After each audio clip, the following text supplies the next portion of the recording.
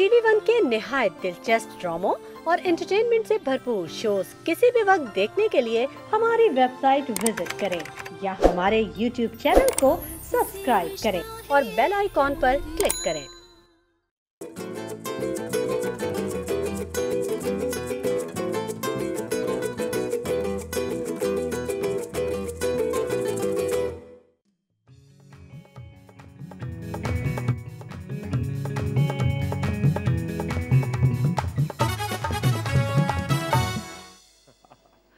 Hello and welcome ladies and gentleman, you are watching the morning Star. आज फिर आपके सामने हाजिर है एक खुशगवार सुबह लेके, एक नई सुबह लेके, एक नई थॉट के साथ, एक नए जज्बे के साथ और बहुत सारी नई खबरों के साथ। जैसे कि आप लोग जानते हैं कि कराची के अंदर बहुत तेज़ी से डेवलपमेंट हो रही है। आप अगर मरीन ड्राइव की तरफ जाते हैं, सी व्यू की तरफ जाते हैं, तो आप देख रहे होंगे कि बीच कितना खूबसूरत डेवलप हो गया है, मनोरा आइलैंड कितना खूबसूरत डेवलप हो रहा है। धीरे धीरे कराची के अंदर हम लोगों के रिक्रिएशन को बहुत दिमाग में रखते हुए चीज़ें डेवलपमेंट की तरफ जा रही हैं। और जो सबसे खुशाइंद बात है वो ये है कि इब्न कासिम पार्क, जो कि जहाँ पे कोठारी परेड है, वहाँ पे KMC has decided to launch a zip line. जी हाँ, 3000 मीटर की जिप लाइन है। अगर आपको पता नहीं जिप लाइन क्या है तो प्लीज़ गूगल करके देखें जिप लाइन क्या होती है। बेसिकली जिप लाइन होती क्या है मैं आपको बताता हूँ। एक रिक्रिएशन की चीज़ है।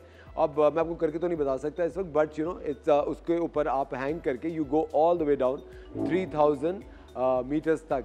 बहुत ज़बरदस्त चीज़ है। I think it will attract a lot of tourist और इवन कराचीइट्स के लिए भी कराची में करने के लिए बहुत ही अच्छी चीज़ है। बच्चों के लिए एक बड़ी अच्छी चीज़ है। यू नो एक कॉन्फिडेंस आता है, वो इन्जॉय करते हैं, अपनी फैमिलीज़ के साथ जाते हैं, आते हैं। इस तरह की चीज़ें मेरे ख्याल से KMC को, हमारी गवर्नमेंट को, कराची की गवर्नमेंट को इस तरफ खास ध्यान देना चाहिए, क्योंकि रिक्रिएशन ज़िंदगी में बेइंतहा ज़रूरी है। जब हम रिक्रिएशन की बात करते हैं तो हम बात करते हैं रिलैक्स होने की, हम बात करते हैं खुश रहने की, और हम बात करते हैं चीज़ों को थोड़ा लाइट लेने की। मैं आज जो थॉट ऑफ द डे है वो क्या है, मैं आपसे एक बात बड़ी इंपॉर्टेंट करना चाहता हूँ। हम लोग क्यों ज़िंदगी को इतना सीरियसली लेते हैं? एक ऐसी चीज़ जिसकी कोई गारंटी ही नहीं है। ज़िंदगी तो कभी भी ख़त्म हो सकती है और ये बात हम सबको पता है कि मौत बरहक है, को कभी भी हमें टच कर सकती है। तो ज़िंदगी को इतना सीरियस लेने की कोई ज़रूरत नहीं है। हाँ, आप जो जॉब कर रहे हैं, do your day job right. जो आज आपने डिसाइड किया हुआ है काम करना है, जो आपकी जॉब है उससे 100% आप दयानतदार रहें। आप अपनी मैक्सिमम कैपेसिटी में अच्छा काम करें। लेकिन अगर कोई चीज़ गलत हो रही है, अगर कोई चीज़ आपके प्लान के मुताबिक नहीं हो रही, तो डू नॉट लूज़ हार्ट। आप उदास मत हो। आप अपनी जो एक आपका जो एक विगर है, आपकी जो अप्रोच है लाइफ की, आपका जो जिंग है, उसको मत ख़त्म कीजिए, उसको जाने मत दीजिए, क्योंकि ज़िंदगी का कोई भरोसा नहीं है। हम लोग बहुत दफ़ा मैंने देखा है बहुत सारे लोगों में कि वो लाइफ को बहुत सीरियसली लेते हैं कि यार ये नहीं होगा तो ये हो जाएगा, वो नहीं होगा तो वो हो जाएगा। हमारे हाथ में है क्या? हमारे हाथ में तो कुछ है ही नहीं। हमारे हाथ में सिर्फ़ हुकूकुल इबाद और हुकूकुल अल्लाह है, जो हमें बहुत ही अच्छी तरह से ये दोनों हुकूक पूरे करने हैं। बाकी वो है सब कुछ देखने के लिए। और वो आई एम श्योर जब आप अपना ये ईमान पुख्ता करेंगे कि जितनी रोज़ी और रिस्क आपके हिस्से में लिखा गया आपको उतना ही मिलेगा। आप किसी का रिस्क नहीं छीन सकते। आपका जो रिस्क है वो आप ही के लिए है, आपका रिस्क कोई नहीं छीन सकता। तो हम इतने एम्बिशियस हो जाते हैं, उसको वो प्रोजेक्ट मिल गया, उसने वो साइन कर लिया, कैसे हो गया, इसमें ये था। नहीं, वो उसकी ही किस्मत में लिखा था, वो उसके लिए ही अलॉट हुआ था ऊपर से।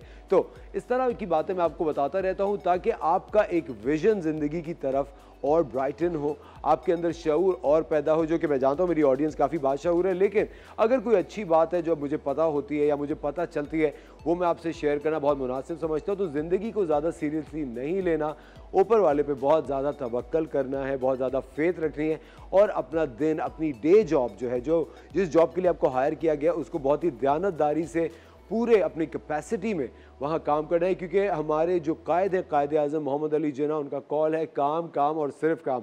जब आप बहुत ज़्यादा काम करते रहते हैं तो आपकी नेगेटिव एनर्जीज उसी में कंज्यूम होती हैं, आपके दिमाग में कोई ऑल फॉल ख्याल नहीं आते।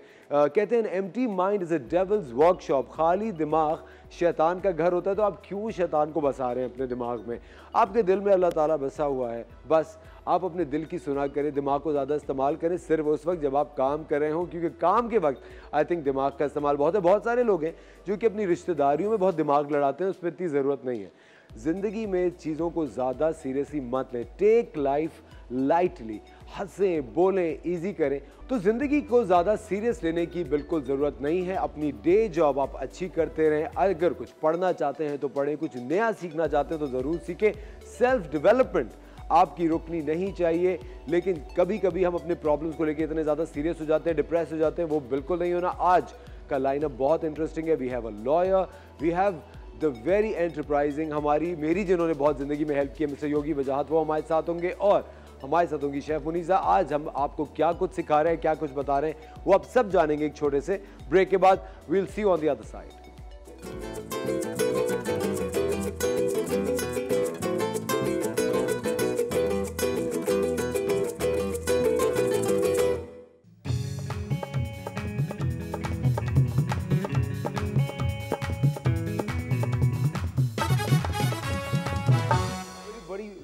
Welcome back ladies and gentleman, you are watching the morning Star. मैं हूं असफर रहमान और आज मैं आपसे, जिस तरह जब से हमारा शो द मॉर्निंग स्टार शुरू हुआ है, I am sharing a lot of personal experiences with all of you. मैं आप लोगों को वो सब शेयर करना चाहता हूं, वो सारी चीज़ें जिसने मेरी ज़िंदगी में एक बहुत अहम रोल प्ले किया है। अच्छा, हम आजकल बहुत ज़्यादा फोकस करते हैं, अगर आप बाकी बाकायदगी से सारे शोज़ जो आपके टेलीविज़न पे आते हैं अगर आप देखें तो वो ज़्यादा सेलिब्रिटीज़ के इर्द गिर्द होते हैं। हम सेलिब्रिटीज़ को ऑफकोर्स अपनी लाइफ में अपने शो का ज़रूर हिस्सा बनाना चाहते हैं, लेकिन हमारी जो बहुत ज़्यादा तवज्जो है अपने शो को लेकर वो ये है कि आपकी ज़िंदगी हम किस तरह बेहतर कर सकते हैं उन सारी चीज़ों से जिन्होंने हमारी ज़िंदगियां बहुत बेहतर की। क्योंकि देखिए, जितने ज़्यादा लोग शो बिज़नेस के अंदर केयरफुल और कॉन्शियस होते हैं, उतने ज़्यादा लोग शायद आम जिंदगी में नहीं होते।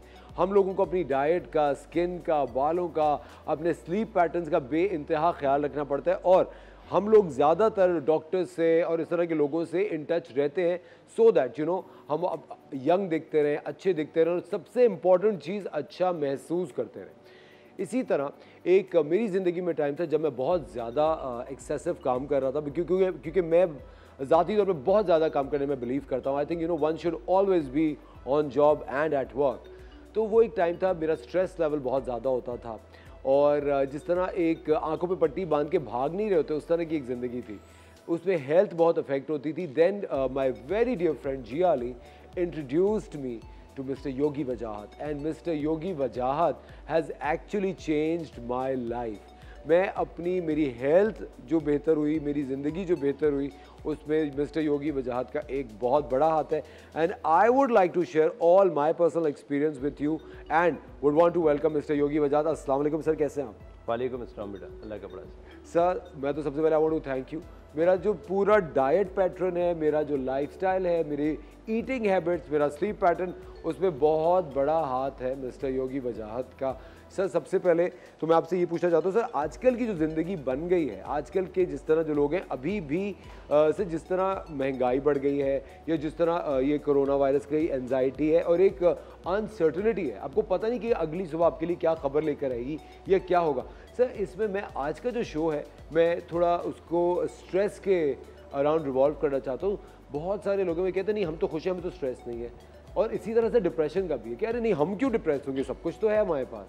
सर इसके बारे में कुछ बताइए, हाउ टू काउंटर स्ट्रेस। बहुत शुक्रिया मधु करने का और उन अल्फाज का जो आपने अदा किए, मैं दिल की गहराइयों से उसका शुक्रिया अदा करता हूँ। असल में मेरा कोई कमाल नहीं है, ये इल्म है जो योग की शक्ल में है, मैं बांटता हूँ तो आपको भी फ़ायदा दिया। आजकल के हालात में और जो मौजूदा सिनेरियो चल रहा है उसमें फेयर इंसान को है, इसमें एक फेयर है, fair of unknown. Fair of unknown, बिल्कुल नामालूम खौफ, बिल्कुल उसके मुख्तलिफ तरीक़े हैं, मुख्तलिफ अंदाज हैं। तो कुछ लोग तो कहते हैं मुझे तो खौफ नहीं है, असल में वो खौफ में हैं, बार बार खौफ का जिक्र ही कर रहे हैं। मुझे कोई खौफ नहीं है, अल्लाह का शुक्र, मुझे कोई खौफ नहीं है। तो मैं समझता हूँ कि ऐसे हालात में जब हम बार बार एक ऐसे माहौल में जा रहे हैं जहाँ पे हमें यही नहीं पता कि अगले लम्हे क्या होने वाला है, तो ये तो हो ही नहीं सकता कि हमें खौफ ना हो। फेयर तो है, तो उसका तदारुक होना चाहिए। इसके लिए बहुत से तरीक़े हैं। आपने बड़ी अच्छी बात की इंट्रो में कि मीडिया में या किसी भी फील्ड में जो प्रोफेशनल लोग हैं उनके अपने स्ट्रेस हैं। डॉक्टर का अपना है तो नर्स का अपना है, मरीज़ का भी अपना है, टीचर्स का अपना है, टीचर्स हैं, कोई भी इतने सारे लोग हैं। रोड पे चलने वाले का अपना है, बाइक जो चला रहा है उसको एक और खौफ है और गाड़ी वाले को एक और खौफ है, और पार्क करो तो फिर खौफ है कि पता नहीं कहाँ पार्क। लेकिन सर मुझे लगता है जो लोग ये पब्लिक बसेस चलाते हैं उन्हें कोई खौफ नहीं होता। हाँ, ट्रक वालों को, बस वालों को कोई खौफ नहीं चलाते।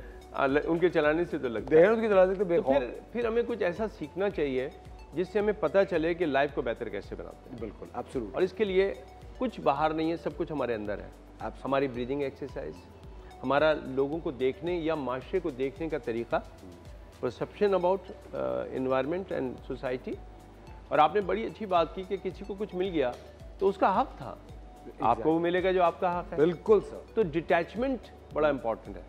तो ये सबसे पहले जो हमें करना है। और ये जो मेरी जो थॉट ऑफ द डे थी ख़वातीन और हज़रात, मैं आपको बताता चलूँ, योगी सर के साथ मैं बहुत अरसे से मेरा अटैचमेंट है, से तकरीबन 10-11 साल अब होने वाले हैं। और ये मैं कभी कभी इनके साथ अगर बैठो तो ये बहुत ही ज़्यादा आपको एनलाइटन भी करते हैं। और इन्होंने मुझे एक चीज़ सिखाई थी कि देखो जो तुम्हारी जितना किस्मत में वो कहीं नहीं जा रहा, उतना ही आएगा। तो तुम अगर उसको 10 साल में फैला दो या तुम उसको 1 साल में सब हासिल करना चाहो, किस्मत में जो लिखा है वो तो उतना ही मिलेगा। और सर ये चीज़ मुझे इतनी ज़बरदस्त तौर पे स्टक की है माइंड में, मैं इतना, मुझे लगता है इस सोच के बाद आप बड़े बेहतर इंसान बन जाते हैं। आपके अंदर वो एम्बिशियसनेस होती है ना कि इसको ये ना मिले या उसको वो ना मिले, आई थिंक वो बड़ी टेपर डाउन हो जाती है। बिल्कुल सही बात की है। देखो ज़िंदगी में अगर ये सोच मेरे पास हो, और ये हकीकत है, खुदा ने हर शख्स को उसके मुताबिक दिया, क्योंकि अल्लाह फरमाते हैं मैं किसी को उसकी बर्दाश्त से ज़्यादा दुख भी नहीं देता। एब्सोल्युटली। तो वो जब सुख देगा तो वो उसके ऑनर में देगा कि उसमें कोई सलाहियत होगी। तो जब भी किसी को मिले तो हम बंदे को शुक्रगुजार होना चाहिए। हम तो योगा में एक बड़ा खूबसूरत दुआ भी मांगने का तरीका हमारा है, तो वो हाथों के हिसाब से है। अच्छा। हम जब दुआ मांगते हैं तो अपने एक बड़े खूबसूरत सिस्टम से मांगते हैं कि सबसे करीब जो अंगूठा है हमारा, तो दुआ मांगते हुए सबसे करीब लोगों को पहले याद करें दुआ में, अपने वालिदैन, अपने बच्चों को। ओके। फिर ये जो उंगली है ये इशारे के लिए होती है, तो अपने असातिज़ा को भी याद करें दुआ मांगने से। अभी आपने दुआ शुरू की है। लेकिन जो माशरे के सबसे अजीम लोग हैं, लाइक ईदी साहब, लाइक बड़े लोग, तो अल्लाह ने उनको किसी वजह से इतना अजमत दी है। अल्लाह से कहना है, ए अल्लाह तूने उनकी जो क्वालिटियाँ हैं जिनकी वजह से तूने उनसे प्यार किया, हमें भी पैदा कर दे। फिर माशरे के वो लोग जिनके लिए कोई दुआ नहीं मांगता और आपको लगता है कि वो बेचारे अकेले हैं, उनके लिए दुआ करें, और फिर सबसे आखिर में अपने लिए करें। तो ये जो हाथ है ना, ये भी दुआ के लिए। तो इसमें एक चीज़ है, माशरे के वो लोग जिनको अल्लाह ने सलाहियतें दी, आप उसका शुक्र इस तरह करें कि उनको याद करें और कहें अल्लाह ताला उनको जो आपने दिया, यकीनन उनमें कोई सलाहियत है ना, तो मुझ में पैदा कर दें। इतनी अच्छी बात अभी ये मिस्टर योगी वजाहत ने हमें बताइए कि आपको बहुत पुरएतमाद रहना चाहिए अपनी शख्सियत में भी, और जो कुछ भी आपको मिलना है वो आपको मिलना है, वो आपके हाथ से कहीं नहीं जा रहा। एक और बहुत इंपॉर्टेंट चीज़ है सर, बेतहाशा लोग बिला वजह का स्ट्रेस लेते हैं। अब मेरी जाने वाली खातून है, उनको मतलब क्लोजली मैं जानता हूँ, दोस्त है। अब वो उनका बच्चे जितनी देर स्कूल में होता है वो एक स्ट्रेस में होती हैं, यार वो स्कूल में है, वो स्कूल में है, उसे स्कूल से पिक करना है। वो स्कूल में इज़ फाइन। इस मुल्क के कोई 200-400 जितने भी माशाल्लाह बच्चे, वो सब स्कूल में इस वक्त हैं। It's just not you. इसी तरह मेरी वालदा हैं, उनको एक स्ट्रेस होता है, अरे यार 11 बज गए, साला नहीं चढ़ाया, ये हो गया वो गया। और मुझे ऐसा लगता है सर एक अनजाने तौर पे हम अपने आप को खुद इस एंजाइटी में डाल रहे होते हैं। सर इससे कैसे छुटकारा हासिल करें, और क्या ये हमारे अंदर जमा होती रहती है बैंक की तरह, पैसों की तरह? मेरे उस्ताद मोहतरम प्रोफेसर डॉक्टर मुईज़ हुसैन साहब बड़ी खूबसूरत एक बात करते हैं कि उनको कभी ऐसा लगता था कि मौत का खौफ, एक थोड़ा सा फेयर ऑफ डेथ, तो कहते हैं वो मुझे हुआ। तो मैंने एक दफ़ा प्रैक्टिस की, अच्छा एक दफ़ा बैठ के सोचता हूँ मर गया तो क्या होगा। कहते हैं जब मैंने वो किया तो मेरे तो रोंगटे खड़े हो गए, और लेकिन उसके बाद से मौत का खौफ चला गया। जब मरना है तो मरना ही है ना। एक होता है फेस द फेयर। देखिए वालिदैन को होता है कुछ होगा, तो अब इसमें दो बातें होंगी, कुछ अच्छा भी हो सकता है, कुछ बुरा भी हो सकता है। जब हम फेयर में होते हैं तो हम कुछ बुरे वाली साइड पे होते हैं। तो क्यों ना हम कुछ अच्छे वाली साइड पे चले जाएं। आज बच्चा स्कूल में माशाल्लाह अच्छा पढ़ के आएगा, बेहतरीन पढ़ेगा, और फिर सबसे अच्छी बात है कि टीचर वहाँ पे हैं, वो उसकी केयर करेंगी। तो मैं अपना सालन सही बना लेती हूँ, वो अच्छे हाथों में है, इस पर वो सेफ है। तो हमें सोचने की अंदाज को बदलना है, सोचने को नहीं रोक सकते आप। जब तक जिंदा है जहन सोचेगा। क्या सोचना है ये सोचिए।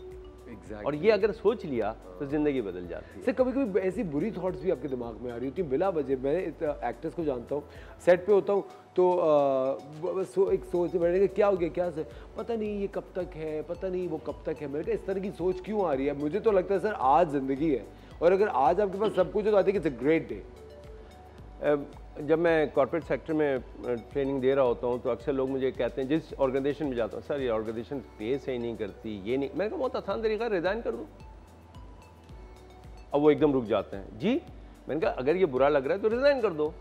वरना सोचो कि जिस जगह जॉब कर रहे हो तुम्हारे पास है क्या, तुमसे ज़्यादा सलाहियत वाले सब बेरोजगार हैं, तुमसे ज़्यादा कांटेक्ट वाले इस वक्त किसी जगह पे नहीं है, अल्लाह ने तुम्हें कुछ दे दिया, ये है नाशुक्री। देखिए ये जो जिसको हम स्ट्रेस कह रहे हैं इसका एक पहलू नाशुक्री भी है। अल्लाह ताला फरमाते हैं कि मैं सिर्फ शुक्रगुजार बंदों की सुनता हूँ, उनको शुक्रगुजारी पसंद है। Absolutely. वो चाहते हैं कि मेरी नेमतों का शुक्र अदा करूँ। अच्छा, अगर जॉब मिलने के बाद मैं ये कहूँगी मैं तंग हूँ तो नाशुक्री है। अब ये आदमी जिस चीज़ को कहेगा स्ट्रेस कहेगा, वो अपने आप को कभी नाशुक्र नहीं कहता। मैं समझता हूँ कि इस बात को हमें प्रमोट करना चाहिए कि जो हमें मिला है वो बेहतर मिला है। मैं मैकेनिकल इंजीनियर था लेकिन मेरी शनाख्त योग है। मुझे बहुत खुशी होती है कि खुदा ने मुझे चूज़ किया कि मैं लोगों को, आज मैं बेशुमार लोग हैं जो मेरी वजह से योगा कर रहे हैं और सब बेशुमार एक्टर्स हैं जो कि मेरे कोलीग्स हैं जिनमें मैं खुद हूँ। मैंने योगी वजाहत साहब से बेइंतहा ज़िंदगी में बेनिफिट लिया है। मेरी हेल्थ 360 डिग्रीज बेहतर हुई है, मेरी अप्रोच टुवर्ड्स लाइफ बहुत बेहतर हुई है, जिसमें योगी वजाहत साहब का बहुत बड़ा हाथ है। मैं इनका वो एस्पेक्ट आपके सामने लाना चाहता हूँ जिससे मैंने बेनिफिट किया। हम लेते हैं एक छोटा सा ब्रेक, कहीं मत जाएगा। हम आपको एक स्ट्रेस रिलीविंग एक्सरसाइज भी योगी वजाहत बताएंगे और उसके साथ साथ बहुत मोटिवेशनल बात भी करेंगे। Don't go anywhere, you watching the morning star, will be right back.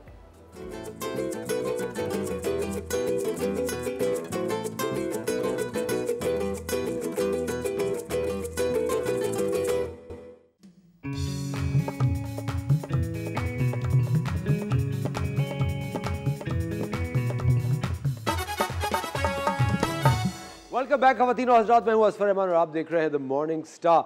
हमारे साथ मौजूद है मिस्टर योगी वजाहत और हम आप तक हमेशा कोशिश करते हैं कि वो बेहतरीन थेरेपीज़, वो बेहतरीन रेमेडीज़ लेकर आएँ जिससे आप घर बैठे अपनी ज़िंदगी बेहतर कर सकते हैं। अभी थोड़ी देर पहले योगी वजाहत साहब ने कहा था कि जो चेंजेस आप अपने अंदर लाना चाह रहे हैं वो ऑलरेडी आप में मौजूद हैं।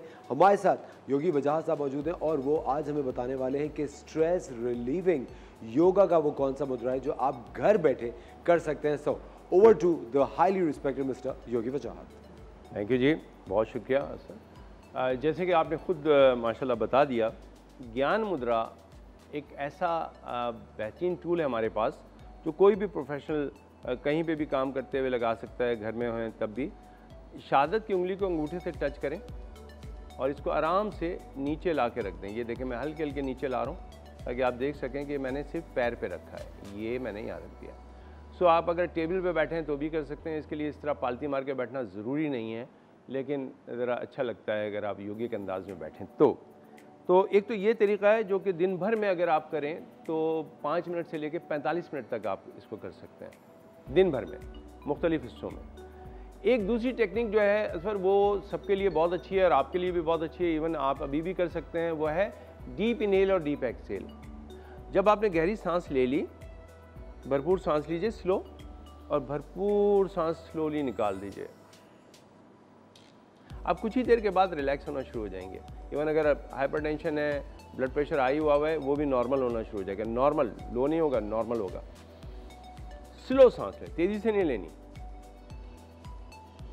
और अब स्लो निकालें।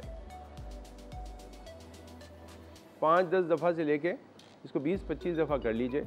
थोड़ी देर में आप इतने रिलैक्स हो जाएंगे कि आप कोई भी काम कर रहे हैं, आप चाहे घर का काम कर रहे हैं, आप प्रोफेशनली किसी जगह एक्टिव हैं, तो आपको लगेगा कि बहुत रिलैक्स हो गए। एक और टेक्निक है जो आज मैं पहली दफ़ा आप लोगों के सामने पेश कर रहा हूँ। देखिए योगा में मुख्तलिफ़ किस्म के तेल होते हैं, ऑयल होते हैं जो हम लगाते हैं। जैसे कि ये एक एसेंशियल ऑयल मेरे पास है, इत्तफाक से इसका नाम भी रिलैक्स ही है। अब ये तेल जो है ना, ये मुख्तलिफ़ जड़ी बूटियों के साथ उसमें से निकाला गया है। ये कोई भी तेल अगर हो, और ख़ास तौर से अगर तेल हो तो बहुत अच्छी बात है, आप नाक पे रात को लगा लें तो भी आपको बड़ा फ़ायदा देगा। हम फोरहेड पे भी इसको करते हैं, शेरुधारा की एक टेक्निक की लाइट टेक्निक है, उसमें भी हम करते हैं, लेकिन इस टेक्निक को जो मैं करूँगा वो बड़ा यूनिक होगा। इसको एक ड्रॉप मैंने लिया और कहाँ लगाना है, रात को सोने से पहले अपने पैर के अंगूठे पे, यहाँ पे पैर के अंगूठे पे, इस जगह पे। अब मैंने ये तेल जनाब एक कतरा यहाँ पे डाला और हल्का सा मसाज कर दिया पैर के अंगूठे पे, दोनों पैर के अंगूठों पे, ठीक है, एक एक कतरा। ये तेल आपने सिंपल लगाना है। अगर आपके पास और कोई तेल नहीं है तो आपने तिल का तेल भी ले सकते हैं, लेकिन ज़ाहिर बात है ये स्पेशली इसी के लिए बनाए। अब आप सोचेंगे कि ये कैसे हो सकता है। देखिए मैंने हाथ में भी टिप के ऊपर इसको दबाया था, यहाँ पे भी यही काम कर रहे हैं। तो अगर आप एक तो ये कि अगर आपको बहुत ज़्यादा तकलीफ हो रही है तो फ़ौरन अपने जूते उतारें और अपने पैर के अंगूठों को इस तरह दबाना शुरू कर दें, आप रिलैक्स हो जाएंगे आम तौर पे। और अगर आपको सोना है, नींद गहरी लानी है ताकि सुबह आप फ्रेश उठें, तो फिर यहाँ पे स्पेशल तेल आता है जो जड़ी बूटियों से बनता है, उसके एक ड्रॉप डालना है और गहरी नींद आएगी। तो जिन लोगों को इंसोम्निया है, जिन लोगों को घबराहट है, स्ट्रेस है, उनके लिए तो कमाल का हो गया। लेकिन सॉरी में यहाँ पे इस बात सिर्फ यही नहीं रहेगी। योगा का एक पोज है जो मुझे बहुत पसंद है और इसलिए पसंद है कि वो है चाइल्ड पोज, बच्चे का अंदाज। तो कौन नहीं चाहता कि बच्चे की तरह रहे, खूबसूरत बनना है तो बच्चों की तरह बनिए। और एक बहुत मशहूर बात भी है कि अगर हम बच्चों की 8 आदतें अपने अंदर डाल लें तो फिर हमें कुछ परेशानी नहीं होगी। डिटैच कर देना, भूल जाना, लड़के माफ़ कर देना, फ़िक्र ही नहीं करना, अल्लाह देगा खाने को, बच्चों को कोई फ़िक्र नहीं होती ना। ये फ़िक्रें अगर हट जाएं तो बेफिक्री मज़ा देती है। आइए मैं आपको जो पोज़ करके दिखाऊंगा वो है चाइल्ड पोज़।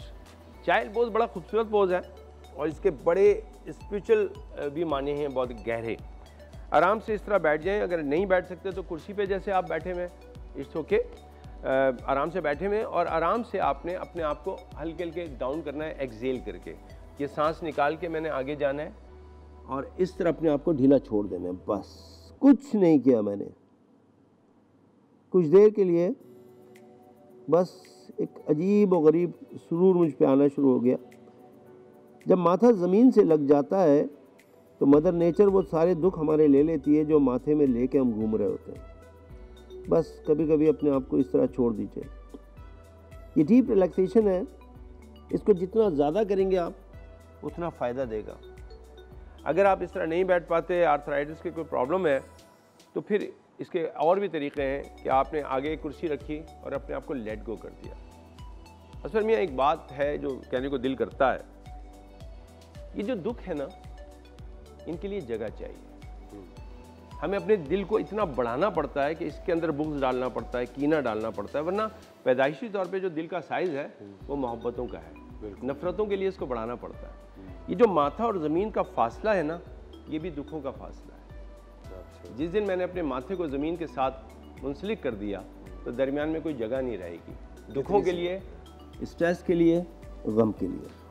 कभी कभी अपने माथे को और दिन में 5 वक्त अपने माथे को ज़मीन से लगा लीजिए। बिल्कुल सर, मेरे ख्याल से फिर दुख कहाँ और गम कहाँ। एब्सोल्युटली, बहुत बहुत शुक्रिया sir, thank you very much. And I am sure कि हमारी जो ऑडियंस है आज उन्होंने ये ज़बरदस्त मुद्रा सीखा होगा। ये आप अपने घर पे कर सकते हैं। इसके साथ साथ एक जो थॉट आप तक पहुंचाई जाती है, जो थॉट आप तक योगी वजाहत साहब पहुंचा रहे हैं, उस थॉट को भी दिमाग में रखिए। और इतनी खूबसूरत बात है कि जब माथा ज़मीन से लग जाता है तो फिर बीच में गमों की कोई जगह नहीं रहती। लेते हैं छोटा सा ब्रेक, कहीं में जाएगा। Watching the morning star, will be right back.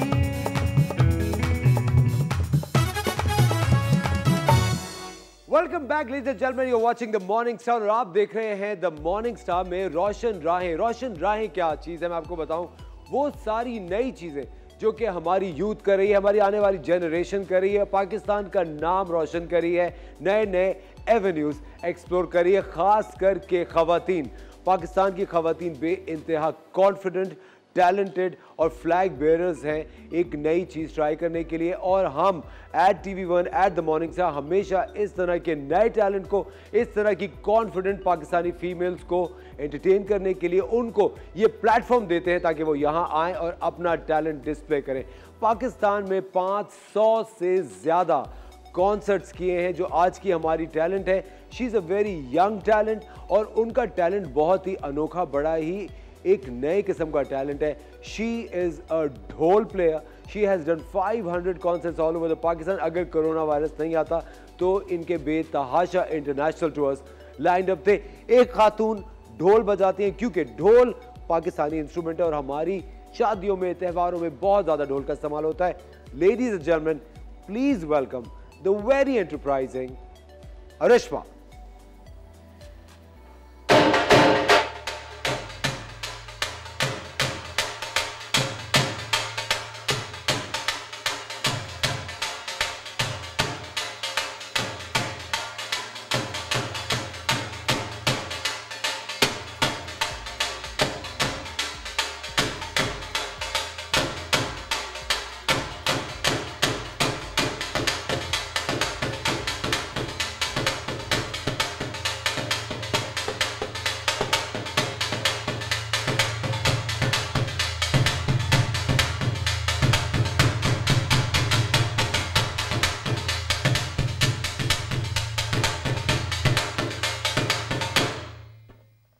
क्या बात है, क्या बात है, क्या बात है Arishma, this is fantastic. Thank you. मैं तो हैरान रह गया हूँ, यू आर सो यंग और आप तो अच्छी खासी, मतलब you are not too heavy, तो ये इतना भारी ढोल मैं उठा सकता हूँ? नहीं, तो काफी हैवी है। It's 15 kg, yeah. It's 15 kgs. Wow. And for how long you've been doing this? 4 years. 4 years. Hats off. Please have a seat. Please बैठिए। Thank you.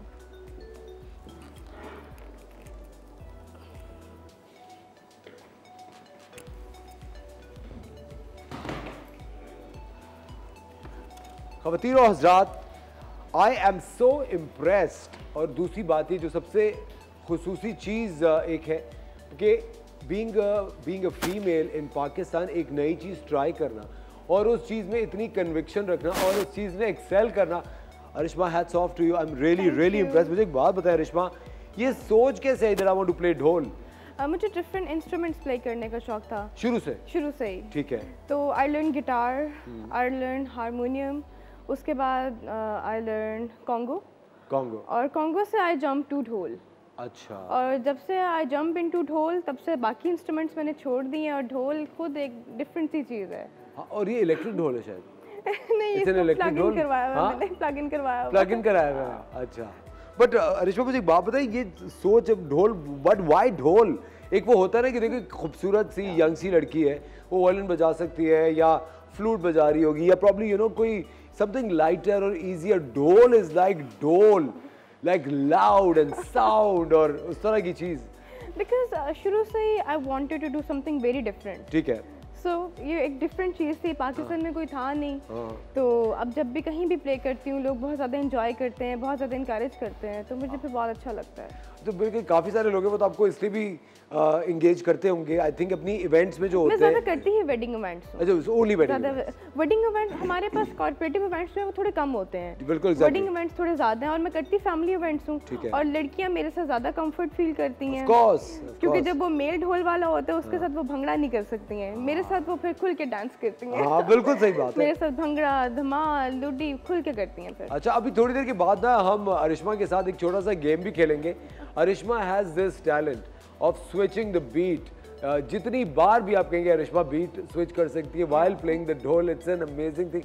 मैं तो अरिश्मा इस वक्त बेइंतहा हैरान हूँ क्योंकि मैंने कभी भी अपनी लाइफ में जब ऑफ कोर्स शादियों पे ढोल वाले देखे हैं या कि कहीं की लॉन्च है कोई तो ढोल वाले आ रहे होते हैं और उसके अंदर भी यू नो वो ढोल वाले भी खुद भी एक ढोल लग रहे होते हैं।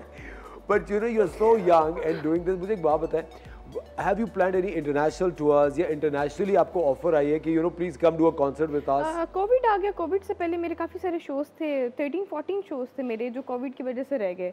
अभी जैसे आपको पता है कोविड जा रहा है स्लोली, कभी आ जाता है कभी चला जाता है। जब नॉर्मली जब सेटलमेंट हो जाएगी फिर इंशाल्लाह इंटरनेशनल टूर्स भी हैं, लाइन अप है, कमिंग अप में है।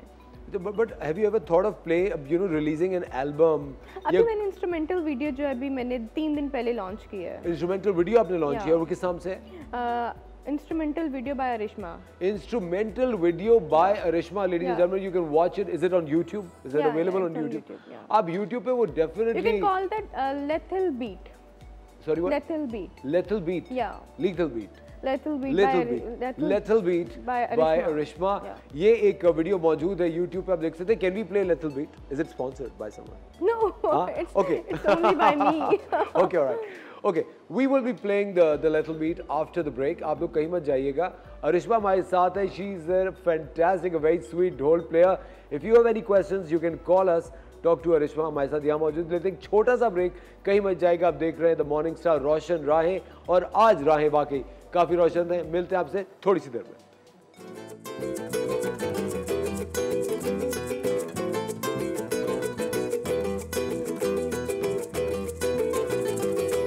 Wow, this is fantastic. And you look amazing. आप बहुत अच्छी लग रही हैं। अरिश्मा मुझे एक बात ये बताएं, it's a slightly a serious question. As you're playing ढोल और आप इवेंट्स में, शादियों आदियों में, you know you do all this. मुझे एक बात बताइए, काफ़ी इस तरह का काम करने के लिए शादी में ऑफ कोर्स जो लोग होते हैं वो बहुत ज़्यादा हाई एनर्जी में होते हैं, और Punjab, because you no I also hello from Punjab, तो शादी में ऐसा होता है कि यू नो लोग एक अच्छी एनर्जी में होते हैं, क्रेजी होते हैं, थोड़ा सा मज़ा भी कर रहे होते हैं। क्या कभी ऐसा हुआ है कि कोई एक अनवांटेड सिनेरियो हो गया हो, कोई फ्री होने की ज़्यादा कोशिश लोग कर रहे हो? Of course because you know you are a good looking young girl, जो ढोल बजा रही है, और ऑफ कोर्स आप डांस भी कर रहे हो, ये भी कर रहे हो, बहुत सारे लोग मिस जज करते हैं, वो सोचते हैं अरे यार ये तो इतना एक एंजॉय करिए तो शायद इजी हो। हैज एनीथिंग एवर हैपेंड, और अगर ऐसा हो तो how do you deal with such situations? सबसे पहले तो मैं करती हूँ फैमिली इवेंट्स हूँ, फैमिली इवेंट्स में इस तरह का कोई चांस ही नहीं होता कोई आपके साथ कोई मिसबिहेव करे।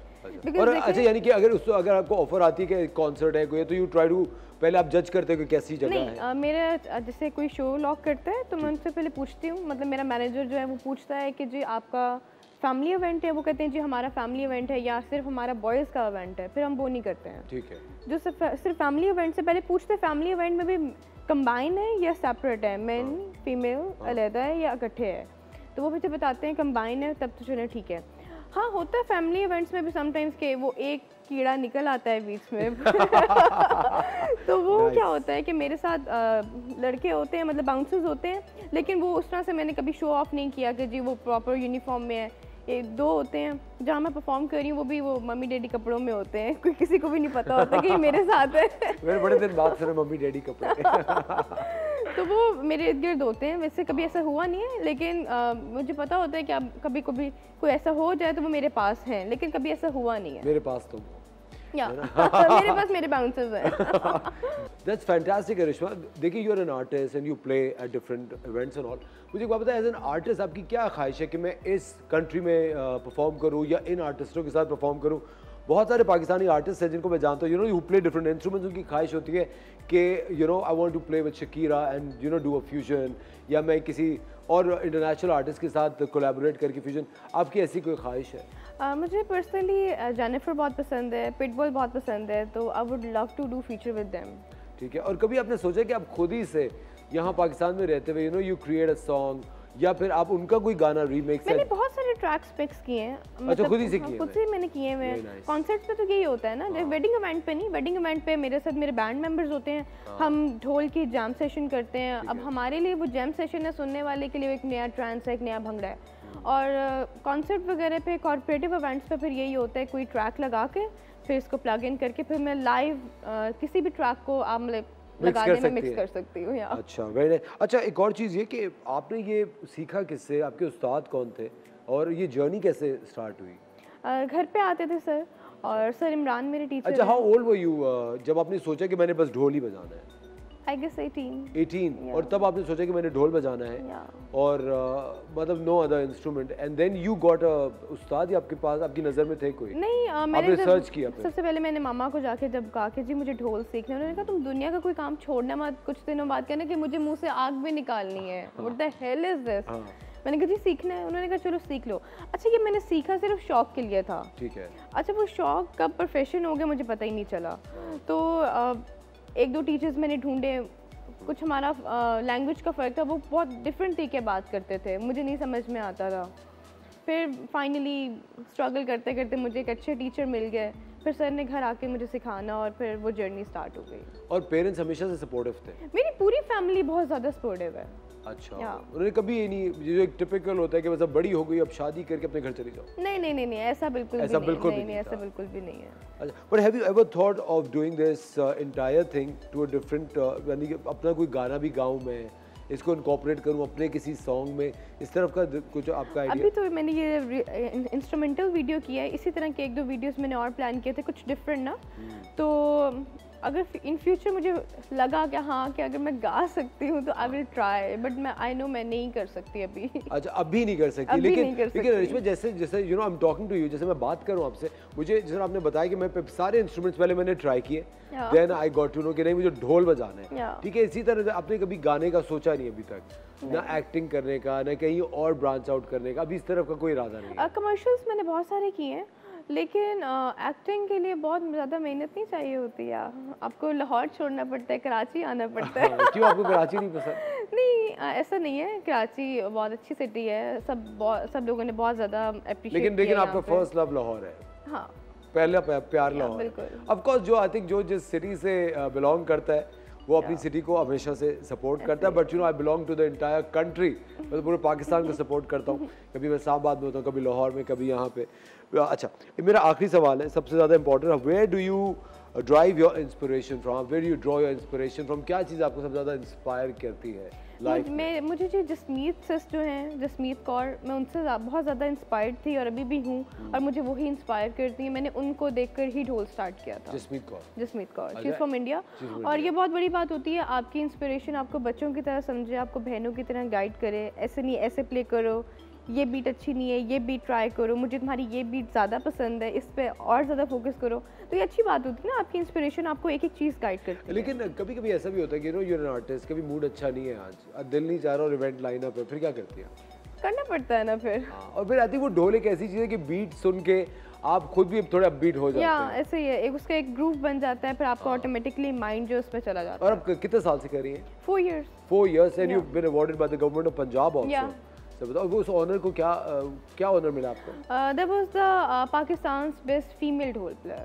Pakistan's first and best female dhol player. I've been China in 2016 with CM Punjab. नहीं 17 में मैं गई थी और मैंने पंजाब का कल्चर रिप्रेजेंट किया था। मैं मिक्सअप कर रही हूँ, 18 में आई स्टार्टेड और 17 में मैं गई हूँ। आई एम सॉरी, मतलब 3-4 साल पहले जब पहले वाली गवर्नमेंट थी तो आई बिन चाइना विद हिम, और मैंने पंजाब का कल्चर रिप्रेजेंट किया और मेरे लिए बहुत अच्छा प्राउड मूवमेंट था कि मैं पंजाब का कल्चर रिप्रेजेंट कर रही हूँ, being a Pakistani. Of course, जबरदस्त, and we are so proud of you. Roshan Rahi एक ऐसा सेगमेंट है ख़वातीनो हज़रात जिसमें हम हमेशा इनकरेज करते हैं वो नया टैलेंट जो कि काम कर रहा है, एक नई चीज़ कर रहा है। और आप सोचें अभी कोरोना वायरस जबकि अपने खात्मे की तरफ आई होप चल पड़ा है और जो ट्रैवल रिस्ट्रिक्शंस हैं वो ईज आउट हो गए हैं।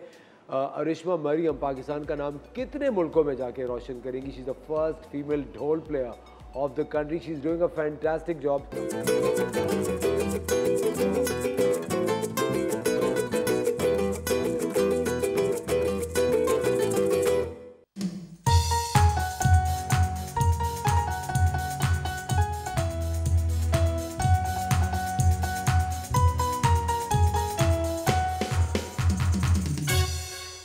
वेलकम बैक ख़वातीनो हज़रात, आप देख रहे हैं द मॉर्निंग स्टार। और अब मैंने आज इस को काम पे लगाया है। मैंने कहा आज आप पालक काटें, आप बहुत बोल रहे होते हैं सेगमेंट में। मैंने कहा मैं क्यों काटूं, क्योंकि मैं किचन क्वीन हूँ। हाँ। और जब मैं क्वीन हूँ तो लिसन टू द क्वीन। मैंने कहा अच्छा चले ठीक है।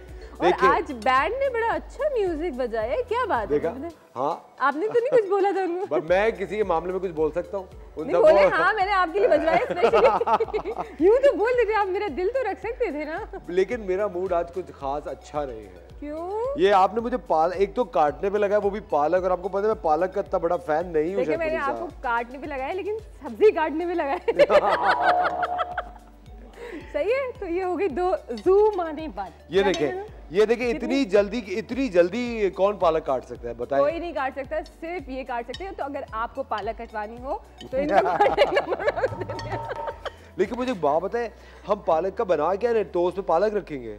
हाँ, आज जो है ना हमने कहा कि आपकी हेल्थ को हमने सोचते हुए रखा कि जो है सोचा कि हमने आपके लिए कुछ हेल्दी बनाए, और हमने कहा कि cheese and spinach on toast. Cheese and spinach on toast. Yes, और आपने वो देखा एक हम बचपन में हमारे कार्टून आता था पपाया द सेलर में। हाँ, पपाया द सेलर, हाँ ऑफ कोर्स। वो जब भी स्पिनच खाता था तो उसके मसल्स बिल्डअप हो जाते थे। और उसकी गर्लफ्रेंड थी ऑलिव। हाँ। मतलब इनका फोकस उसकी गर्लफ्रेंड भी था। नहीं, मैं वैसे ही आपको कॉमिक का स्ट्रिप का वो बता रहा हूँ। और वो स्पिनच का जार खोलता था, स्पिनच खाता था और एकदम से ताकत आ जाती थी। उसमें एक विलन भी था, उसका नाम क्या था? अब देखिए मैं ये विलन वगैरह के अंदर मैं याद नहीं रखता, प्लूटो नाम था उसका। अच्छा, मुझे याद नहीं है उसका नाम, सीरियसली बताओ। प्लूटो तो मेरे ख्याल से उसमें था, वो जो प्लूटो उसका डॉग होता है ना।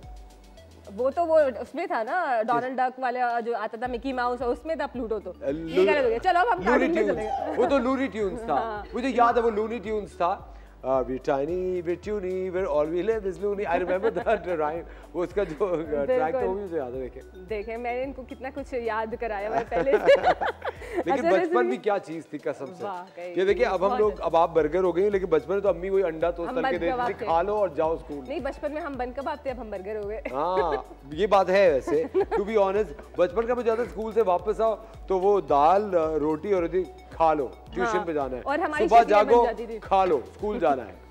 अच्छा, वो माएँ जो थी ना वो पीछे नहीं भागती थी हमारी तरह। हम लोग तो क्या करते हैं भाई, बच्चों के पीछे भाग रहे होते हैं। अच्छा ये नहीं खा रहा तो हम वो बना देते हैं, अच्छा वो नहीं खा रहा तो वो बना देते हैं। शेफुनिसा, मुझे बात बता, आपको बचपन में क्या चीज़ खाने का बेइंतहा शौक होता था? कोई एक चीज़ जो आप अम्मी से कहती हो यार ये बार बार बनाओ? फ्रेंच फ्राइज मुझे बहुत अभी भी पसंद है, मतलब मैं फ्रेंच फ्राइज की जो एक क्रेजी फैन हूँ। इतनी एक तो बर्गर लाइफ गुजरी है ना आपकी, फ्रेंच फ्राइज खाती थी मैं बचपन में, मुझे शौक था गुड़ के चावल खाने का, और मैं हमेशा, मुझे घर में जिद होती थी गुड़ के चावल रोज पके। अच्छा, जिस दिन मेरे घर में गुड़ के चावल में किशमिश ना डली हो उस दिन एक अलग मूड ऑफ हो जाता था। अच्छा चलो हम गुड़ के चावल ना गुल, यहाँ गुल कौन है? ये गुल कौन है? आप मुझे अपना पासवर्ड नहीं दे रही और आप बार बार गुल की गुफ्तगू कर रही है। व्हाट इज गुल? गुल कौन है? गुल आप जरा फोन करके बताएं आप कौन है। जल्दी से कॉल करें। आप हमें कॉल करके हमसे बात कर सकते हैं। You watching the morning Star, kitchen queen का सेगमेंट जारी है। हमें कॉल करें, कोई डिश आप पकवाना चाहते हैं शेफ मुनीजा से, या कोई ऐसी रेसिपी है जो कि आपने घर में ट्राई की शेफ मुनीजा की पकी हुई जो कि बहुत अच्छी थी, आप डेफिनेटली हमें फ़ोन करके बता सकते हैं। और अगर अच्छी नहीं थी तो भी बता सकते हैं, कोई बात नहीं, घपले मसले घर में हो जाते होते रहते, लेकिन उसमें आपकी भी मिस्टेक होगी क्योंकि वो अच्छी नहीं बनी। बात है, अपनी गलती तो कुछ लोगों ने माननी ही नहीं है। क्यों कभी माने हम अपनी गलती, क्यों माने? नहीं माननी चाहिए हमें अपनी गलती। देख ले मैं कभी नहीं मानने वाली अपनी गलती, और आप लोग भी नहीं माना करें अपनी गलतियों को। उससे सामने वाले को ना फायदा उठाने का मौका मिल जाता है। ये देखें, ये एक इतनी माशाल्लाह मुझे शेफ मुनीजा की तो अच्छी बात लगती है कि ये इतनी इंटेलिजेंट है, और उर्दू में, मैं इंग्लिश में तो इंटेलिजेंट कहूँगा, उर्दू में ज़हीन नहीं कहूँगा बल्कि चालाक कहूँगा, क्योंकि देखिए मुझे बातों में लगा के ये खुद ही चीज़ें पकाना शुरू कर देती हैं ताकि ना आपको पता चल सके ना मुझे, और एंड में बस समझे अरे भाई कितना अच्छा पका था। अब सीक्रेट इंग्रेडिएंट, इसमें आपने डाला क्या मुझे बताइए। अच्छा, मैंने इसमें जो है बटर शामिल करा, साथ इसमें मैंने फाइन चॉप यानी बारीक कटा हुआ लहसुन शामिल करा, अच्छी सी खुशबू आ गई तो हमने इसमें जो है बारीक कटी हुई प्याज शामिल करी आधी। ठीक है, उसको हम हल्का सा जो है सौते करेंगे यानी कि भूनेंगे हल्के उस पर। जब इसका कलर पिंक सा हो जाएगा तो हम इसमें गोल्डन नहीं करना, पिंक हो जाएगा तो हम इसमें जो हमने पालक काटी है इसको हमने वॉश करके अच्छे से काट लिया, ये हम इसके अंदर शामिल कर देंगे। इसको हम हाई फ्लेम पे कुक करेंगे। देखें हमारी प्याज का कलर जो है वो थोड़ा सा चेंज हो गया है, तब हम इसमें जो है वो पालक शामिल करेंगे। ये देखें, और ये पालक दिखने में इतनी सारी लग रही होती है, लेकिन जब ये जो है थोड़ी सी हो जाती है, बिल्कुल नहीं ना, तो ये जो है हम इसके अंदर ये पालक शामिल कर रहे हैं, और इसको जो है हमने थोड़ा सा हाई फ्लेम पे कुक करना है क्योंकि हमें पालक के जो इसके न्यूट्रिएंट्स हैं वो उसके अंदर रहने देने, उसको जला नहीं देना। कि हम लोग क्या कर रहे होते हैं इस पर, जब भी हम सब्जियां पकाते हैं तो हम उनको इतना पकाते हैं कि पका ही देते हैं, और कभी कभी ना वो बिल्कुल उसका जो क्रिस्प है वो भी खत्म हो जाता है। तो देखिए आपको वो पकाना आता है, वो जो मसाले वाली भिंडियाँ होती है, वो हमने बनाई भी थी यहाँ पे। कब? जब मैं 3 वीक्स पहले बनाई थी हमने। तो मैं कहाँ था? आप नहीं थे उस वक्त। सुने, अब ये तारीख दौर की बातें मत करें। अच्छा चलिए दोबारा बना देंगे असर के लिए बस, और आप लोगों के लिए भी। हाँ मुझे आई रियली लाइक मसाले वाली। मैं आपको बता रहा हूँ, मैंने ना ये मैं आप सबसे भी कहूँगा प्लीज़, चाहे आप ये 1 हफ्ता ट्राई करें, 1 महीना ट्राई करें, लेकिन ये कोशिश ज़रूर करें कि जितनी भी मीट है, जो गोश्त है, कोई भी जो एक जानवर आप कंज्यूम करते हैं, चाहे वो फिश हो, चाहे चिकन हो, चाहे मटन, बीफ हो, कोई सा भी मीट जो आप खाते हैं वो आप एक पूरा हफ्ता नहीं खाएं, या आप हफ्ते में सिर्फ 1 दिन खाएं। आप देखें उसका कितना पॉजिटिव इम्पैक्ट आपकी हेल्थ पे पड़ता है। मैं तो कोशिश करता हूँ कि मैं महीने में सिर्फ संडेज को मीट कंज्यूम करूँ, और हर संडे मैं एक डिफरेंट मीट कंज्यूम करता हूँ जो कि हेल्थ के लिए बहुत अच्छा होता है। अब तो आप सिर्फ इतवार का दिन रख लें, एक इतवार महीने की आप मुर्गी खा लें, एक इतवार मटन खाएं, एक इतवार फिश खाएं, आपकी बॉडी बहुत अच्छी तरह से रिस्पॉन्ड करेगी। हम लोग रोजाना अगर जानवर खाने लग जाएं तो क्या हम जानवर बन जाएंगे? हाँ पॉसिबिलिटी है क्योंकि we are what we eat. हाँ है ना। अच्छा हमने क्या किया, देखिए पालक कितनी सी हो गई, इसमें मैंने जो है वो सॉल्ट ऐड किया, कुटी हुई लाल मिर्च ऐड की, आप स्पाइस अपने हिसाब से कर सकते हैं। काली मिर्च 1 टीस्पून, सफ़ेद मिर्च 1/2 टीस्पून, कुछ ज़्यादा मसाले नहीं गए, कुटी हुई लाल मिर्च 1 टीस्पून, और सॉल्ट यानी कि हस्बे जायका नमक आपने शामिल करना है। जल्दी से हाई फ्लेम पे करा, देखें ये जो है वो श्रिंक भी हो गई और ये कुक भी हो गई, इसको हमें और ज़्यादा पकाने की जरूरत नहीं है। अच्छा इसमें मैं थोड़ा सा दूध शामिल कर रही हूँ। दूध जी ठीक है, ये इसको क्रीमी सा टेक्स्चर भी देगा और फ्लेवर भी बड़ा अच्छा सा देगा। शेफ मुनीजा आज पहला बाइट आप लेंगी और अगर आप बची तो फिर मैं दूध कौन डालता है पालक में? शेफ मुनीजा क्या जुल्म है। देखिए जब आप खाएंगे ना तो आप खुद बोलेंगे और आप खुद सोचेंगे इसके अंदर दूध जा रहा है, पालक जा रही है, तो इसका ये कितनी मज़े की भी बनेगी और हमारे लिए सेहत के हिसाब से कितनी अच्छी होगी। बस इसको हाई फ्लेम पे कुक करना है। अगर आपके पास दूध नहीं है, आप चाहें तो इसमें 2 टेबलस्पून क्रीम भी ऐड कर सकते हैं, लेकिन इसको हम जल्दी से बस पकाएंगे। दूध हमारा शुक्र खुदा का चीनी नहीं रखी हुई। क्योंकि अगर इसमें आपने चीनी मिलानी थी ना तो मैं तो यहाँ इस्तीफा साइन कर रहा होता कि ये मैं नहीं खा सकता। अच्छा, मतलब जब हमें आपसे इस्तीफा साइन कराना तो हम चीनी शामिल करें। ये क्या बात है, लोग तो मीठा खिला रहे हैं। मैंने एक चीज सोची थी, मैंने कहा मैं आपसे जरूर भैया मुझे मारिएगा नहीं। मैं आपको नहीं, सवाल नहीं पैदा होता। मैं आपको एक बड़ी एक चीज बताता हूँ, जो अभी मैं आपको बता रहा था ना कि मैंने मीट कंजम्पशन लाइफ में थोड़ी सी बैलेंस की है। उसकी वजह पता है क्या है? क्या? मुझे बेइंतहा शौक है बाहर खाना खाने का। सही है। मतलब फ्रेंड्स के साथ बाहर जा रहा हूँ, इधर जा रहा हूँ, तो मैं बहुत खा रहा था। फिर हमें सुनने में आ रहा था कि यहाँ से पता नहीं इतनी दफ़ा गधे का गोश्त मिल रहा है, कहीं पे सुनने में आ रहा था कि कुत्ते का गोश्त मिल रहा है। और हम लोग इतना ज़्यादा कंफ्यूज हो गए थे, कहीं पे चूहे के समोसे चूहे के कीमे के समोसे। शेफ मुनीज़ा, अगर आपको ये सोचना हो कि यार मैंने कभी ना कभी कुछ तो खाया होगा, तो आप कौन से जानवर का सोचेंगे? अगर कभी सोचना पड़ जाए, अगर मैं कभी सोचता हूँ, मैं सोचता हूँ कि अगर कोई इंसान बहुत ही बेवकूफ़ी की हरकतें करने लग जाए तो मैं कहूँगा इसने जरूर गधे का खाया होगा। अल्लाह। लेकिन तो अगर कोई इंसान चालाक हो तो उसने लोमड़ी का गोश्त खाया होगा। लेकिन नहीं, मेरे कहने का मकसद है कि अगर कोई आपके साथ बहुत अच्छा और बहुत सिंसियर हो गया हो, कोई ऐसा इंसान हो जो फर्ज करे आपके साथ पहले सिंसियर ना हो और एकदम से आपके साथ बड़ा सिंसियर अच्छा हो गया, तो क्या उसने कुत्ते का गोश्त खाया होगा? क्योंकि मतलब अब ये लोगों को जज करेंगे कि भाई बंदे की पर्सनालिटी क्या है, फिर उसे बताएंगे कि तुमने ये खाया होगा यकीनन। मैं अपने एक बहुत ही अच्छे कपल, मेरे एक दोस्त है वो दैट्स अ कपल, तो वो मियाँ बीवी से मेरी बहुत अच्छी दोस्ती है। वो टेलीविजन पे नहीं आते तो आप लोग जानते नहीं होंगे। हम लोग खाना खा रहे थे, तो ऐसी खाते हुए ऑफ कोर्स मियाँ बीवी में एक बेतकल्लुफी होती है और एक मजाक चल रहा होता है। सही है। तो वो हम लोग ऐसी बातें करते, उन वाइफ्स यहाँ थी और हम लोग यहाँ थे, बातें करते हुए तो मेरा ऐसी दोस्त कहते अबे पागल हो गए, उधर मत खाना खाया करो। अबे यार मैंने सुना है कि they are serving dog meat. तो वहाँ से उसकी बीवी कहती है हाँ कहती है may be that will make you more loyal now. अब इस बात से ऐसा ना हो कि तमाम बीवियां अपने हस्बैंड्स को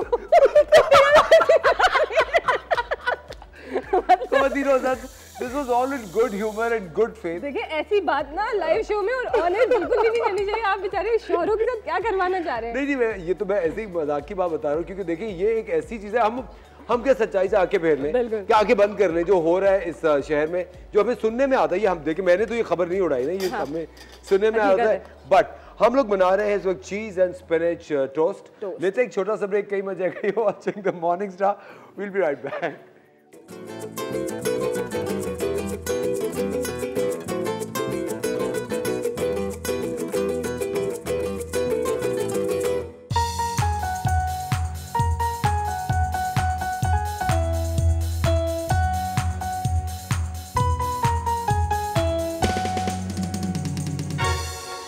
welcome back ladies and gentleman, you are watching the morning Star. Kitchen queen का सेगमेंट जारी है। क्या अच्छा ट्यून बजाई थी, तेरी मेरी ऐसी दोस्ती। हाँ, और पता है आज आपने वाला कम की तो कंट्रोल में आ गई मेरी हंसी, वरना जो शुरू होती है खत्म नहीं थी, वही दिमाग में ना बात चलती रहती है। तो ऐसे काम ना किया करें लाइव शो में। लेकिन मैं आपको फिर वो बात बता रहा हूँ कि अपनी जिंदगी में सब्जियों का इस्तेमाल प्लीज कीजिए। सब्जियाँ जरूर खाइए, आपकी सेहत के लिए बहुत अच्छी है। अपने दिन डिवाइड कीजिए, हफ्ते में 7 दिन होते हैं, 2 दिन दाल, एटलीस्ट 3 दिन सब्जी रखें और बाकी जो दिन बच जाते हैं उस दिन आप मीट खा सकते हैं। मीट को रोज़ नहीं खाएं, आप बैलेंस करें, अपनी डाइट बैलेंस करें, इट्स सो इम्पॉर्टेंट। बल्कि एक दिन तो डॉक्टर्स कहते हैं शेफ मुनीजा कि हफ्ते में या महीने में एक दिन ऐसा हो कि जिस दिन आप ज़्यादातर लिक्विड ले रहे हो, जैसे जस्ट 1 डे, ताकि आप डिटॉक्स कर सकें उस दिन। और काफ़ी सारे लोग हैं जो रोज़ा रखते हैं मंडेज को, और that's a religious thing also, तो वो भी बड़ा ज़रूरी है। बट अच्छा, हम कहाँ तक पहुँचे बताएं? अच्छा, हमने मिल्क जो शामिल करा था, उसके बाद हमने इसको हाई फ्लेम पे कुक करके जो मिल्क था उसको एवोपरेट कर दिया। अगर मिल्क ना शामिल करना चाहें तो आप इसके अंदर जब आप फ्लेम ऑफ कर दें, पालक आपकी डानो, तो आप इसमें 2 टेबलस्पून क्रीम के ऐड कर दें, या आपके पास क्रीम चीज़ है तो वो आप ऐड कर दें, तो उससे भी बहुत अच्छा फ्लेवर आ जाएगा इसका। आई होप ये लो फैट चीज़ हो। नहीं, ये लो फैट चीज़ नहीं है, तो लेकिन फिर भी हम आपको खिलाएंगे, ठीक है।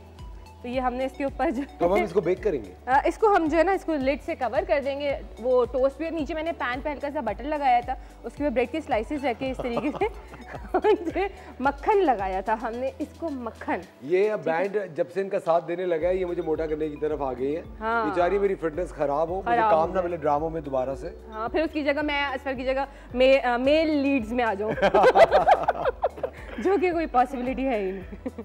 शबरीचा, इसके ऊपर अब और तो कुछ नहीं डाल रहे ना? नहीं, बस थोड़ा सा अच्छा लगे ना, कलरफुल सा लगे, ग्रीन है, रेड है, व्हाइट है, तो खूबसूरत भी तो लगना चाहिए ना। अच्छा, हम लोग एक बहुत ज्यादा कोशिश ये करते हैं कि हम ज्यादातर जो रेसिपी जब बना रहे हो तो उसको इतना मुश्किल ना कर दें कि आप घर में ट्राई ना कर सकें, और ये हम आपको वो बनाने के तरीके भी बता रहे होते हैं कि आप किसी भी अपने पैन पे किसी भी तरह आई थिंक उसका ढकना है ना, हाँ, लेकिन अभी उसका ढकना पे इस पे रख के, हाँ एग्जैक्टली, एग्जैक्टली, हमने आपको इस तरह की चीजें बताते हैं कि जो आप घर में कभी भी कर सकते हैं। If you have spinach at home, जैसे मैंने देखा सच अ सिंपल रेसिपी, आपके घर में स्पिनच है, पालक मौजूद है, आपने रात को अगर आपको सब फर्ज करें 2-2:30 बजे भूख लग रही है, पालक ली, काटी, उसमें दूध डाला, लहसुन प्याज और काली मिर्च, सफेद मिर्च, नमक और कुटी हुई लाल मिर्च, ठीक है। बस आपने, अगर आप चाहें तो ग्रीन चिलीज भी डाल सकते हैं अगर आपको पसंद है। और मेरे ख्याल से अगर आप इसको और थोड़ा सा इसके एनहांस करना चाहें, इसमें ऑलिव्स, मशरूम्स भी डाल सकते हैं। बिल्कुल डाल सकते हैं, बिल्कुल है ना, पालक के अंदर। आप देखिए, मैंने आपको हमेशा कहा है कि आप कोई भी एक रेसिपी पे स्टिक होके ना रहें,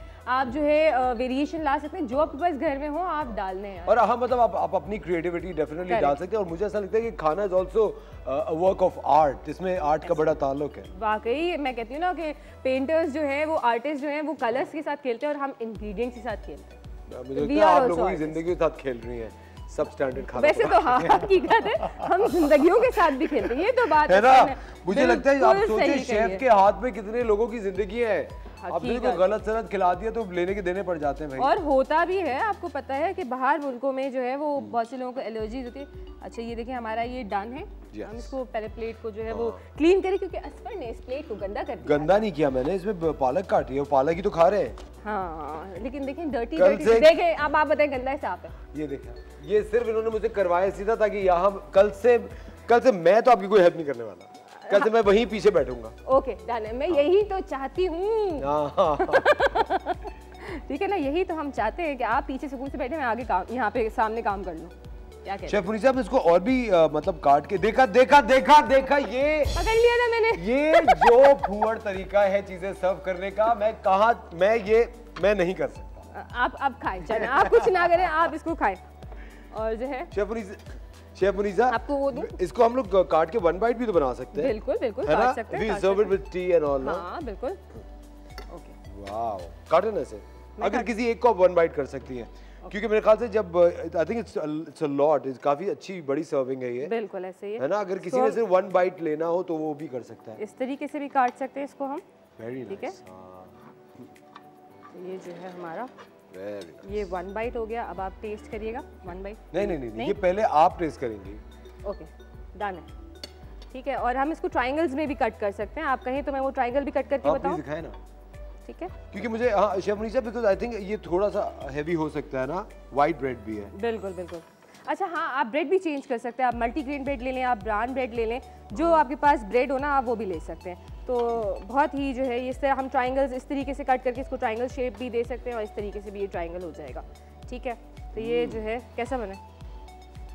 अब आपने खा लिया, मेरा वेट नहीं करा, देखा, खा लिया अकेले अकेले, मेरा वेट भी नहीं करा इन्होंने। तो अच्छा स्पाइसी है ये, है ना? हाँ। अच्छा, इन्होंने ना पहले कहा था पालक मैं नहीं खाऊंगा, पालक ये वो, अब देखें खा रहे हैं ना। आप इसी तरीके से बच्चों को बना के दे सकते हैं, क्योंकि ये भी एक बच्चों की तरह कर रहे हैं, मैं ये नहीं खाऊंगा, मैं वो नहीं खाऊंगा, तो जो है हाँ बोले स्पिनच टोस्ट कहते हैं ना इसे? बिल्कुल, स्पिनच चीज ऑन टोस्ट। ये ओपन साइड ओपन सैंडविच है, ओपन फेस सैंडविच है, ठीक है, और ये बहुत अच्छा लगता है। और ये वाकई आई थिंक बहुत अच्छा, आई थिंक 1 बाइट्स के तौर पे बहुत अच्छा। I think you can even send it for as a tiffin also, बच्चों को बिल्कुल, आप लंच में दे दें, आपने कोई हाई टी रखी है उसमें आप रख सकते हैं। कोई इवनिंग में कोई आपके गेस्ट आ गए अचानक से, आपने जल्दी से बना लिया, तो ये है ना कि हर चीज़ में चिकन क्यों, हर चीज़ में हम कहते हैं सैंडविच है ये है, हम उसमें चिकन शामिल कर दें, मीट शामिल कर दें, वेजिटेबल्स भी तो बहुत ज़रूरी है ना हमारे लिए, कुछ डिफरेंट बनाए ना। चिकन के सैंडविचेस तो हर कोई बनाता है, बिल्कुल सही बात है ना, ये बिल्कुल डिफरेंट हो गया। और मुझे आजकल शौक चढ़ा हुआ है हर चीज़ में ऑलिव्स ऐड करने का। आप इस पे टॉपिंग पे कर सकते हैं, है ना, टॉपिंग में ऑलिव्स कर सकते हैं। मैं वही सोच रहा था, मजा ये आ रहा है कि थोड़ा स्पाइसी है, इट्स नाइस, है ना। हाँ, spice is the spice is नहीं, life is the spice of life, variety is the Variety spice. कोई बात नहीं, हो जाता है। खवातीनों साहब प्लीज एक ब्रेक, यार एक ब्रेक ले लें बस, प्लीज एक ब्रेक ले लें, इससे ज्यादा मैं कुछ नहीं कहूंगा। Chef Munisa, thank you so much, you are fantastic, this recipe is too good, please guys try it at home. और अगर आपसे रेसिपी मिस हो गई है तो आप YouTube पे हमारा शो कैच करके ये रेसिपी सीख सकते हैं, ट्राई कर सकते हैं। You watching the morning star. कल फिर आपके साथ होंगे एक नई रेसिपी के साथ द मॉर्निंग स्टार में। एग्जैक्टली। लेते एक छोटा सा ब्रेक, कहीं मत जाएगा। You watching the morning star, will be right back.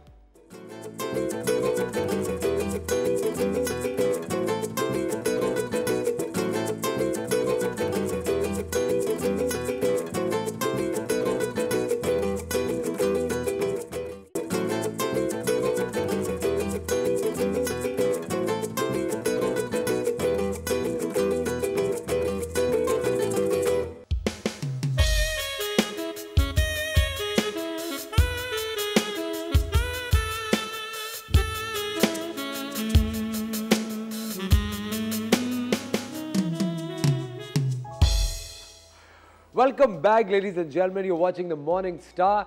और hats off to my band, इतना ज़बरदस्त सुबह सुबह केयरलेस विस्पर आप सुने, आपका दिन बहुत अच्छा हो जाता है। वो मुझे कह रहे हैं कि हमें तो होटल की लॉबी याद आ गई। But I think it's one of the most famous and the most favourite tune by George Michael. खैर, ये तो एक लाइट सी बात ही। हम चलते हैं थोड़े से गंभीर प्रॉब्लम्स की तरफ। आज हमारे साथ दो लॉयर्स मौजूद हैं। चूँकि आप मॉर्निंग स्टार में हमेशा से देख रहे हैं कि हम लोग हेल्थ एंड फिटनेस पे, लीगल इश्यूज़ पे, मेंटल हेल्थ पे, इन चीज़ों पे एम्फसाइज करते हैं अपने हर शो में, क्योंकि हम चाहते हैं कि आप घर बैठे ये सारी चीज़ें जानते हो कि इस दुनिया में क्या चल रहा है, आपके बाकी में हुकूक क्या हैं। क्योंकि हम बहुत सारे जो पाकिस्तानी हैं, हमें पता ही नहीं कि हमारे क्या हुकूक हैं जिनके लिए हम लड़ सकते हैं। और सर्टन लॉबीज़ आपकी फैमिली में और आपके इर्द गिर्द इन्वायरमेंट में मौजूद हैं जो कि चाहती नहीं कि आपको आपके हुकूक का पता भी चले। ख़वातीन और साथ आगे बढ़ते हुए I would like to introduce my two very highly respected guest. मेरे साथ मौजूद है सादिया दाऊद साहिबा। She is a advocate high court और ये कॉर्पोरेट सेक्टर, सिविल और फैमिली लॉज में डील करती हैं। अस्सलाम वालेकुम Sadia, we welcome you to the morning Star. और सादिया के साथ तशरीफ़ फरमा है mister Uwais Ahmed Siddiqui. He is also an advocate in high court और ये भी फैमिली लॉज, सिविल लॉज और क्रिमिनल लॉज में डील करते हैं। उवैस, अस्सलाम वालेकुम, welcome to the morning Star. Thank you for having me on the show. Thank you. बहुत डर लगता है भाई वकीलों को देख के मुझे। एक परसेप्शन है, वो क्रिएट हुआ हुआ है। परसेप्शन है ना। और अच्छा, और जैसे ही वकीलों की एक लाइट मूड से हम बात शुरू करते हैं, वकीलों की जैसी बात आती है, पहली चीज़ दिमाग में आती है वकीलों की हड़ताल हो गई। ये कल्चर है सर, अडॉप्ट कर लिया गया है, मगर इससे कोई ताल्लुक नहीं था इससे। ठीक है। तो बस एक छोटी सी चीज़ है, आप अगर स्ट्राइक को देखते तो कोई अच्छे काम भी देखे हमारे। अच्छा, एक चीज़ Uwais which I would like to ask you कि क्या कभी, I think it's a question completely opposite हमारे उसमें, उवैस क्या कभी आप अगर आपके जो ओपोनेंट पार्टी है, अपोजिंग पार्टी, उनकी अगर जो कंटेस्टिंग लॉयर है वो एक फीमेल हो तो क्या आपका एम्बिशन बढ़ जाता है? नहीं, कोई ऐसा कोई फर्क नहीं पड़ता। कोई फर्क नहीं पड़ता। लेकिन यूजुअली अगर आप देखें कि कोई अगर मेल लॉयर है तो क्या वो फीमेल लॉयर अगर उनके ओपोनेंट हो तो क्या वो राइवलरी डबल हो जाती है? एक तो ओपोनेंट भी है और फिर फीमेल भी है। फर्स्ट ऑफ ऑल हम तो एक यूनिफॉर्म को प्रमोट करने के लिए गए ना, एक यूनिफॉर्म के तहत आए। अब उसमें कोई मतलब कोई जेंडर सेंसिटिविटी की तो हम बात नहीं कर रहे हैं, इक्वालिटी आ जाती है। एब्सोल्युटली। तो जब हम प्रोफेशन में आते हैं तो वो भी प्रोफेशनल है, हम भी प्रोफेशनल हैं। और ये चीज़ कभी नहीं आती? कभी नहीं आती। मैम, आपको कभी लगता है इस तरह कि वो मुझे औरत होने की वजह से दबा रहा है और ये हो रहा है और मुझे प्रेशराइज कर रहे हैं? देखिए, प्रेशराइज होना तो हमारे माशरे में आता है, ठीक है, मगर बात ये कि जब आपके पास नॉलेज है ना, knowledge is power. Knowledge is power, फिर आपको कोई हरा नहीं सकता। फिर कोई हरा नहीं सकता। अगर सामने आपके जो बैठे हैं एडवोकेट और उनके पास नॉलेज ही नहीं है और आपके पास नॉलेज है और फुल प्रिपरेशन के साथ वहाँ पहुँची हैं, तो फिर आपके पास कोर्ट इज़ योर्स। एब्सोल्युटली। एक और चीज़ ये भी है, ये मैं हमेशा हमारे यहाँ जब लॉयर्स आते हैं मैं उनसे पूछना ही चाहता हूँ, उवैस कभी कोई एक्सटर्नल प्रेशर आता है कि उवैस ये केस छोड़ दो अगर तुम्हें अपनी जान अजीज है time? Most of the times जो हाईली ऑफिशियल केसेस होते हैं उसमें होता है ऐसे होता है कभी कभी ऐसा भी होता है। तो हम तो अपना काम कर रहे हैं, जिस प्रोफेशन के तहत मैं इसमें आया हूँ तो मैं कोशिश करता हूँ जो मेरा वेलफेयर काम है वो पूरा करूँ। तो हम कोशिश करते हैं कि अपना काम पूरा करें, बाकी अल्लाह पे छोड़ देते हैं, अल्लाह बेहतर करेगा इंशाल्लाह। लेकिन एक कांस्टेंट फियर तो रहता है, वैसे ऑफकोर्स आपकी भी फैमिली, आपको भी एक खौफ तो रहता ही होगा। कोई ना कोई तो स्टेप लेगा ना, अगर थ्रेट मिल रहा है, अगर मैं भी स्टेप नहीं लूँगा तो मैं लॉयर किस काम का हूँ? बिल्कुल सही। अगर मैं खुद अपनी लाइफ के अंदर मैं स्टांस नहीं लेता तो मेरा जो क्लाइंट आ रहा है वो तो बेचारा वैसे ही फेयर के अंदर है, तो उसका क्या होगा? और अगर कभी आपको पता चले कि आपका जो क्लाइंट है वो गलत है और आपसे झूठ बोल रहा है, और मुझे ऐसा लगता है कि देखिए, अगर फिर लॉयर आपके पास कोई भी अगर आ रहा है, जैसे डॉक्टर के पास कोई भी पेशेंट जाएगा, डॉक्टर को तो इलाज करना है, ठीक है, तो इस तरह अगर आपके पास कोई वाकई में मुजरिम आता है और मुजरिम आपसे कहता है कि तुम मुझे बचाओ, फिर आप क्या करते हैं? देखिए ऑफिशियल ऑफेंडर अगर कोई आता है हमारे पास तो कोशिश करते हैं, पहले देखते हैं कि भाई अब वो न्यू केस है, इफ एन केस उसने पहले कोई केस किए हैं, उसके ऊपर कोई क्रिमिनल ऑफेंस है और रिसेंट में अभी उसके ऊपर नहीं है, एक प्रिसेप्शन क्रिएट हुआ है और हो सकता है उसने नहीं किया हो, तो उसके पास राइट तो है, वो अपने राइट के तहत तो उसको अवेल करेगा, वो आएगा कोर्ट के पास, तो कोर्ट डिटरमाइन करेगी कि हाँ भाई इसने ऐसा किया, एविडेंस होगा, प्रॉपर एविडेंस है, अगर उसने किया होगा तो उसको कोर्ट जो है वो गिल्टी कर देगी, अगर नहीं होगा तो बिल्कुल कुछ नहीं होगा।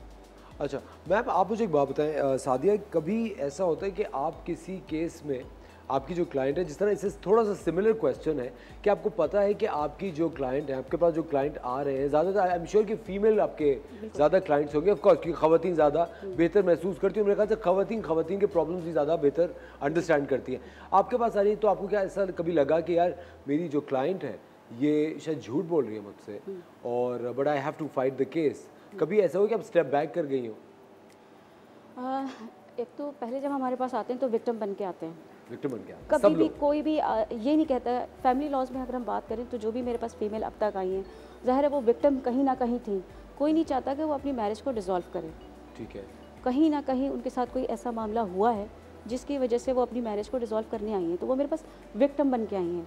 फिर जब हम केस को प्लीड करते हैं और जैसे जैसे हम फर्दर आगे केस प्लीड होता है तब हमें पता चल जाता है कि हाँ ये सही है या ये गलत है, मगर अगर उनका किसी चीज़ में कंसेंट नहीं है, उनका राइट है और हुकूमत पाकिस्तान ने या हमारे पाकिस्तान के लॉज ने उनको राइट दिया हुआ है, तो वो हम अपने राइट को हासिल करने के लिए हमारे पास आई हैं, तो हमारा जो काम है वो हमारा फ़र्ज़ बनता है। बिल्कुल ठीक है, तो अब उनके जो प्रॉपर वो मेरे पास एक प्रॉपर फोरम पे आई हैं, अगर मुझे लगता है कि हाँ इनको ज़रूरत है, ठीक है ना, खुला की ज़रूरत है, तो डेफिनेटली मैं उनके लिए ज़रूर काम करूँगी।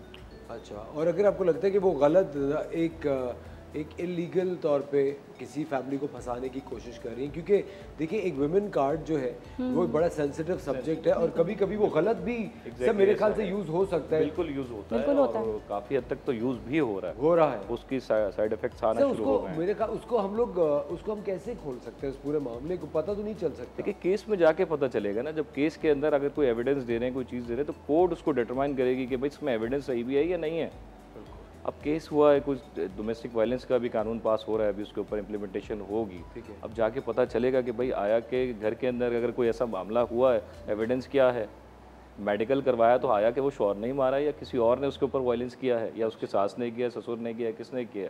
इसी तरीके से अगर एक हैबिचुअल ऑफेंडर के उसमें आप आ जाते हैं तो जब तक एविडेंस नहीं चलेगा कोर्ट कैसे बताएगी उसमें। लेकिन ओवैस आपको लगता नहीं कि इतने 70-75 साल हो गए मुल्क बने हुए और अभी तक लॉ पास हो रहे हैं? सर 1868 का क्रिमिनल प्रोसीजर का कानून अभी तक है, 1809 का जो है वो सीपीसी का कानून मौजूद है, इसके अंदर अमेंडमेंट की ज़रूरत है, बहुत ज़रूरत है, बहुत ज़रूरत है। कितनी सही बात अभी ये ओवैस साहब ने हाईलाइट की है, हमें लॉज में अमेंडमेंट की ज़रूरत है क्योंकि बदलते वक्त के साथ आगे बढ़ना बहुत ज़रूरी है। ख़वातीन और एक छोटा सा ब्रेक लेते हैं, कहीं बचेगा you watching the morning star. मिलते हैं आपसे एक छोटे से ब्रेक के बाद। अगर आपके कोई ऐसे लीगल सवाल हो जो फैमिली इश्यूज़ या क्रिमिनल इश्यूज़ के गिर्द रिवॉल्व करते हो, आप हमें कॉल करके हमसे बात कर सकते हैं। छोटा सा वक्फा लेने, कहीं बचेगा, will be right back.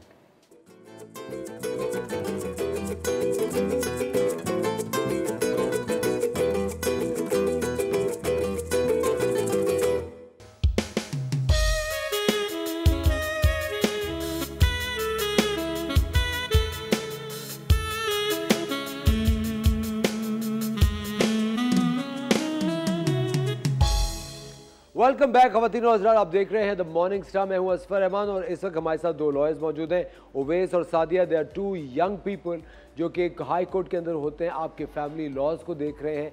They are your friends. Lawyers से, जजेस से, पुलिस वालों से हमें घबराने की ज़रूरत नहीं है। They are there to serve us. हमें इनके साथ एक ताल्लुकात वैसे भी पैदा करके रखने चाहिए ताकि आपको आपके हुकूक का अंदाज़ा हो, आपके जो हुकूक हैं, आपके राइट्स हैं पाकिस्तान में, लेकिन आपको बताए नहीं गए और आपको पता नहीं है। और सबसे जो बुरी बात है, आपने कभी अपने हुकूक जानने की कोशिश ही नहीं की। प्लीज़ अपने हुकूक जानिए, जो आपका राइट है और वो राइट आपको मिलेगा। अच्छा, मूविंग टू सादिया। अभी आप सादिया ब्रेक पे जाने से पहले मुझे कुछ बात करें। मैं ये कह रही थी कि जब हमारे पास क्लाइंट आते हैं, ठीक है, तो वो हमारे पास एज अ विक्टिम आ रहे होते हैं, ठीक है भाई, मुझे आप रिलीफ दिलवाइए। अब हमने तो आगे प्लीट करना है, बाकी जो जस्टिस देना है वो कोर्ट का काम है। बिल्कुल, एब्सोल्युटली, वो मेरा काम नहीं है। वो कोर्ट, अगर वो गलत होंगे तो कोर्ट फैसला उनके हक में नहीं देगी, तो मैं तो इनको सिर्फ रिप्रेजेंट कर रही हूँ एज अ लॉयर, ठीक है। और जो भी पिटिशंस वो फाइल कर रहे हैं स्वान एंड ओथ के तहत कर रहे हैं, वो वेरीफाई होगा, एफिडेविट उनका लगेगा कि मैं जो भी मैंने बात बताई है अपने लॉयर को, तो मैंने जो भी उसको बताया है वो स्वान एंड ओथ मैं आपसे कह रही हूँ, वो कोर्ट में जाके वही चीज़ बताई जाएगी कि इन्होंने जो हमें बताया वो ऑन ओथ बताया। लेकिन उवैस मीरा जी, सारी गुफ्तगू करने का मकसद है वो बेसिकली है कि बहुत सारे जो हमें लोग मिलते हैं या जो हम सर्वे करके आप लोगों को बुलाते हैं, उसमें कि लोग जब लॉयर्स के पास जाते हैं और सिमिलरली जब डॉक्टर्स के पास जाते हैं तो उनको लगता है कि बस चलेंगे अब तो सही होगा, और जब नहीं होता, ऑफ कोर्स केस हारना भी एक आपके करियर का हिस्सा है और एक बाकायदा एक चीज़ है, like you must lose if you are winning also, right. तो उसके अंदर मेरे ख्याल से होता है कि जब आप हार रहे होते हैं तो वो जो आपके क्लाइंट्स हैं वो बहुत अगेंस्ट हो जाते हैं, कहते हैं यार तुमने तो पैसे डुबा दिए, अबे तुम केस हार गए, you know. But people should understand, मेरे ख्याल से आज का जो हमारा शो हम फोकस कर रहे हैं, व्हाट इज निकाहनामा। निकाहनामा बेसिकली क्या है, उसके अंदर क्या आप क्लॉजेज ऐड कर सकते हैं, क्लॉज ऐड कर सकते हैं। दूसरी चीज़ है, निकाहनामा बेसिकली एक कॉन्ट्रैक्ट है, एग्जैक्टली राइट, एक कॉन्ट्रैक्ट है। एग्जैक्टली हम लोग एक कॉन्ट्रैक्ट साइन करते हैं जब हम शादी कर रहे थे, लेकिन जब हम शादी कर रहे थे तो हम इतने इमोशनल होते हैं कि हमें लगता है कि वो कॉन्ट्रैक्ट नहीं है, वो है ना, वो एक रस्म लग रही होती है। ट्रेडिशनल चीज़ों पे हम चले जाते हैं, जो कॉन्ट्रैक्ट की असल चीज़ है उसको हम भूल जाते हैं। और सर सिर्फ याद ही रह जाता है कि बस हक महर कितना, हक महर कितना था, सिर्फ ये निकाहनामा का मतलब है हक महर। तो कोई भी अगर बात होती है यार वो निकाहनामा कहाँ गया, यार हक महर ही पता करना होगा ना, क्योंकि उसके अंदर और तो हम शायद पढ़ते भी नहीं है। इनफैक्ट मैं भी जब अपना निकाहनामा साइन कर रहा था तो मैंने सिर्फ ये पढ़ रहा था कि मेरी एज कितनी लिखी है। ये तो एक मजाक की बात है, बट लोग ज़्यादातर नहीं देखते निकाहनामा के अंदर क्या चीज़ें। मुझे बताएं व्हाट इज़ निकाहनामा, हम उसको कैसे अमेंड कर सकते हैं, हम उसमें क्या क्या चीज़ें ऐड कर सकते हैं, सबट्रैक्ट कर सकते हैं। देखिए सबसे पहले तो आपने बात की कि आप फंडामेंटल राइट्स का आपको पता होना चाहिए।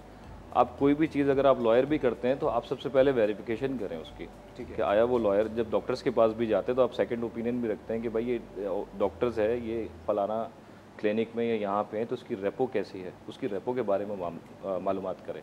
अब आ जाइए आपके टॉपिक जो निकाहनामा। निकाहनामा जो है वो कॉन्ट्रैक्ट है। कॉन्ट्रैक्ट्स के जो कुछ एसेंशियल हैं, ऑफ़र, एक्सेप्टेंस, दो गवाह का मौजूद होना, अगर वली मुकर्रर कर रही है लड़की अपने वालिद को और अपने भाई को, उनका होना, इजाज़त दे रही है वली मतलब वली है, वली जो उनका वालिद हैं या उसको निकाहनामे गार्जियन से होते हैं, वो जाके उसको साइन करवाते हैं इन प्रेजेंस ऑफ। अगर मस्जिद में निकाह है तो लड़की नहीं जाती, तो वो अपने वालिद को जो है पावर इम्पोज कर देती है गार्जियन को कि भाई आप जाके मेरे उस पर साइन कर दीजिए। ठीक है। अच्छा सर, यहाँ पे हम रुक जाते हैं, अगर किसी खातून के या किसी लड़के के कोई गार्डियंस नहीं है तो फिर वो क्या करें? चाचा हैं को, अगर कोई भी ना हो, अगर वो भाग के लोग बहुत शादी करते हैं, भाग के कोर्ट मैरिजेस होती हैं, वो खुद साइन कर रही होती हैं, उसमें कोई उसमें हर्ज नहीं है। ओके ठीक है, तो उसमें कोई हर्ज नहीं होता। अब आप आ जाते हैं कि हक महर के जो अमाउंट्स होते हैं, हक महर को मौजल गैर मौजल का बताया गया कि अंदल तलब उस वक्त क्या दिया जाएगा और बाद में क्या दिया जाएगा। ठीक है, एट द टाइम ऑफ निकाह क्या दे रहा है और बाद में अगर अल्लाह ना करे डिवोर्स हो जाता है तो बाद में क्या होगा। अब इश्यूज इस तरीके से भी आते हैं कि एट द टाइम ऑफ निकाह तो दे दिया, बाद में क्या कि उसमें लिखा हुआ है 3 तोला सोना। अब 3 तोला सोना उस वक्त 20 साल की शादी थी, आज वो डिवोर्स होती है और डिवोर्स होने के बाद वो 3 तोला सोने की कीमत थी उस वक्त में 10,000 रुपये, आज की आप बात करते तो 3 लाख रुपए। तो उस वक्त के मुताबिक जो सोना था वो आज की वैल्यू के मुताबिक जो उसके पैसे होंगे वो अदा करने पड़ेंगे। सिक्का राजू जो उसका वक्त के मुताबिक जो होगा, जो उसके पैसे होंगे, जो अमाउंट होगा वो उसको देना पड़ेगा। उसके बाद अब नीचे आ जाएं, जो भी प्रॉपर्टीज़ वगैरह वो गिफ्ट के ज़ुमरे में आती हैं, गिफ्ट दिया जाता है। उसमें अमूमन अगर कोई घर का डिस्कस कर रहे हैं, कुछ कर रहे हैं, तो उसमें भी सुप्रीम कोर्ट की साइटेशंस नई अपडेट आई हैं जिसके तहत इसको नल एंड वॉइड कर दिया गया है। और अगर कोई देना भी चाहे तो उसमें कंप्लीट डिटेल उसको ट्रांसफ़र करवाए बाद में जाके। अगर वो कहता है कि मैं घर आपके नाम कर रहा हूँ, तो निकाहनामे में कॉन्ट्रैक्ट में तो लिख दिया, वो नाम नहीं किया उसने, ठीक है, नाम करवाने के लिए फिर वो बाद में जाए ट्रांसफ़र प्रॉपर्टी एक्ट के तहत वो उसके अपने नाम पे करवाए कि भाई इसके तहत जो है वो उन्होंने मुझे गिफ्ट किया है ये मकान। अच्छा सर, एक बहुत ही एक 2 सवाल है मेरे पास। एक तो ये कि जब आप कोर्ट मैरिज करते हैं किसी के साथ, ठीक है, तो क्या उस वक्त भी हक महर होता है? बिल्कुल होता है। डिपॉजिट के तहत वो बताया जाता है कि भाई इतना हक महर रखा जाएगा, पूछा जाता है लड़की से। अच्छा, अगर खुदा ना खास्ता एक स्पाउस की डेथ हो जाती है, अगर हस्बैंड की डेथ हो गई, तो वो जो फीमेल उनकी जो स्पाउस होती है उनको लीगली क्या चीज़ें मिल सकती हैं? लीगली उनको उनका प्रॉपर्टी राइट में शेयर मिलता है, अगर शेयर मिलता है 100% नहीं मिलेगा, 100% नहीं, शेयर है उसका, इनहेरिटेंस प्रॉपर्टी में जो उसका शेयर बनेगा वो उसको मिलेगा। ठीक है। अगर वो कहीं जॉब करता था, उसकी कोई अमाउंट आ रही है, जैसे कहीं इंश्योरेंस था, जीपी फंड या कुछ आ रहा है, तो वो उसको क्लेम कर सकती है कि भाई मैं हूँ, मेरे बच्चे हैं, उनको शेयर मिल जाएगा उसका। ठीक है। अगर कोई मूवेबल प्रॉपर्टी है, गाड़ी है, कुछ है, तो उसमें उसका शेयर मिलता है। अच्छा, लेकिन शेयर है हर जगह, शेयर है, 100% ओनरशिप नहीं है उसके अंदर, क्योंकि उसके वालिदैन भी अगर है जिंदा तो उनका भी शेयर है। औलादे नरीना नहीं है, अगर कोई बेटा नहीं है तो बहन भाइयों का जो डेथ हुई उनके बहन भाई भी आते हैं उसके अंदर। अच्छा, और अगर बेटा है तो सब फिर बेटा है तो फिर बेटा और माँ के पास शेयर्स आ जाते हैं सारे। अच्छा, जबरदस्त, very good, it's a quite an insight ladies and gentleman. हम लोग देख रहे हैं, आप लोग देख रहे हैं the morning Star with Uwais and Sadia. They are two lawyers from the high court. We are discussing family laws. कहीं मत जाएगा, विल बी राइट बैक।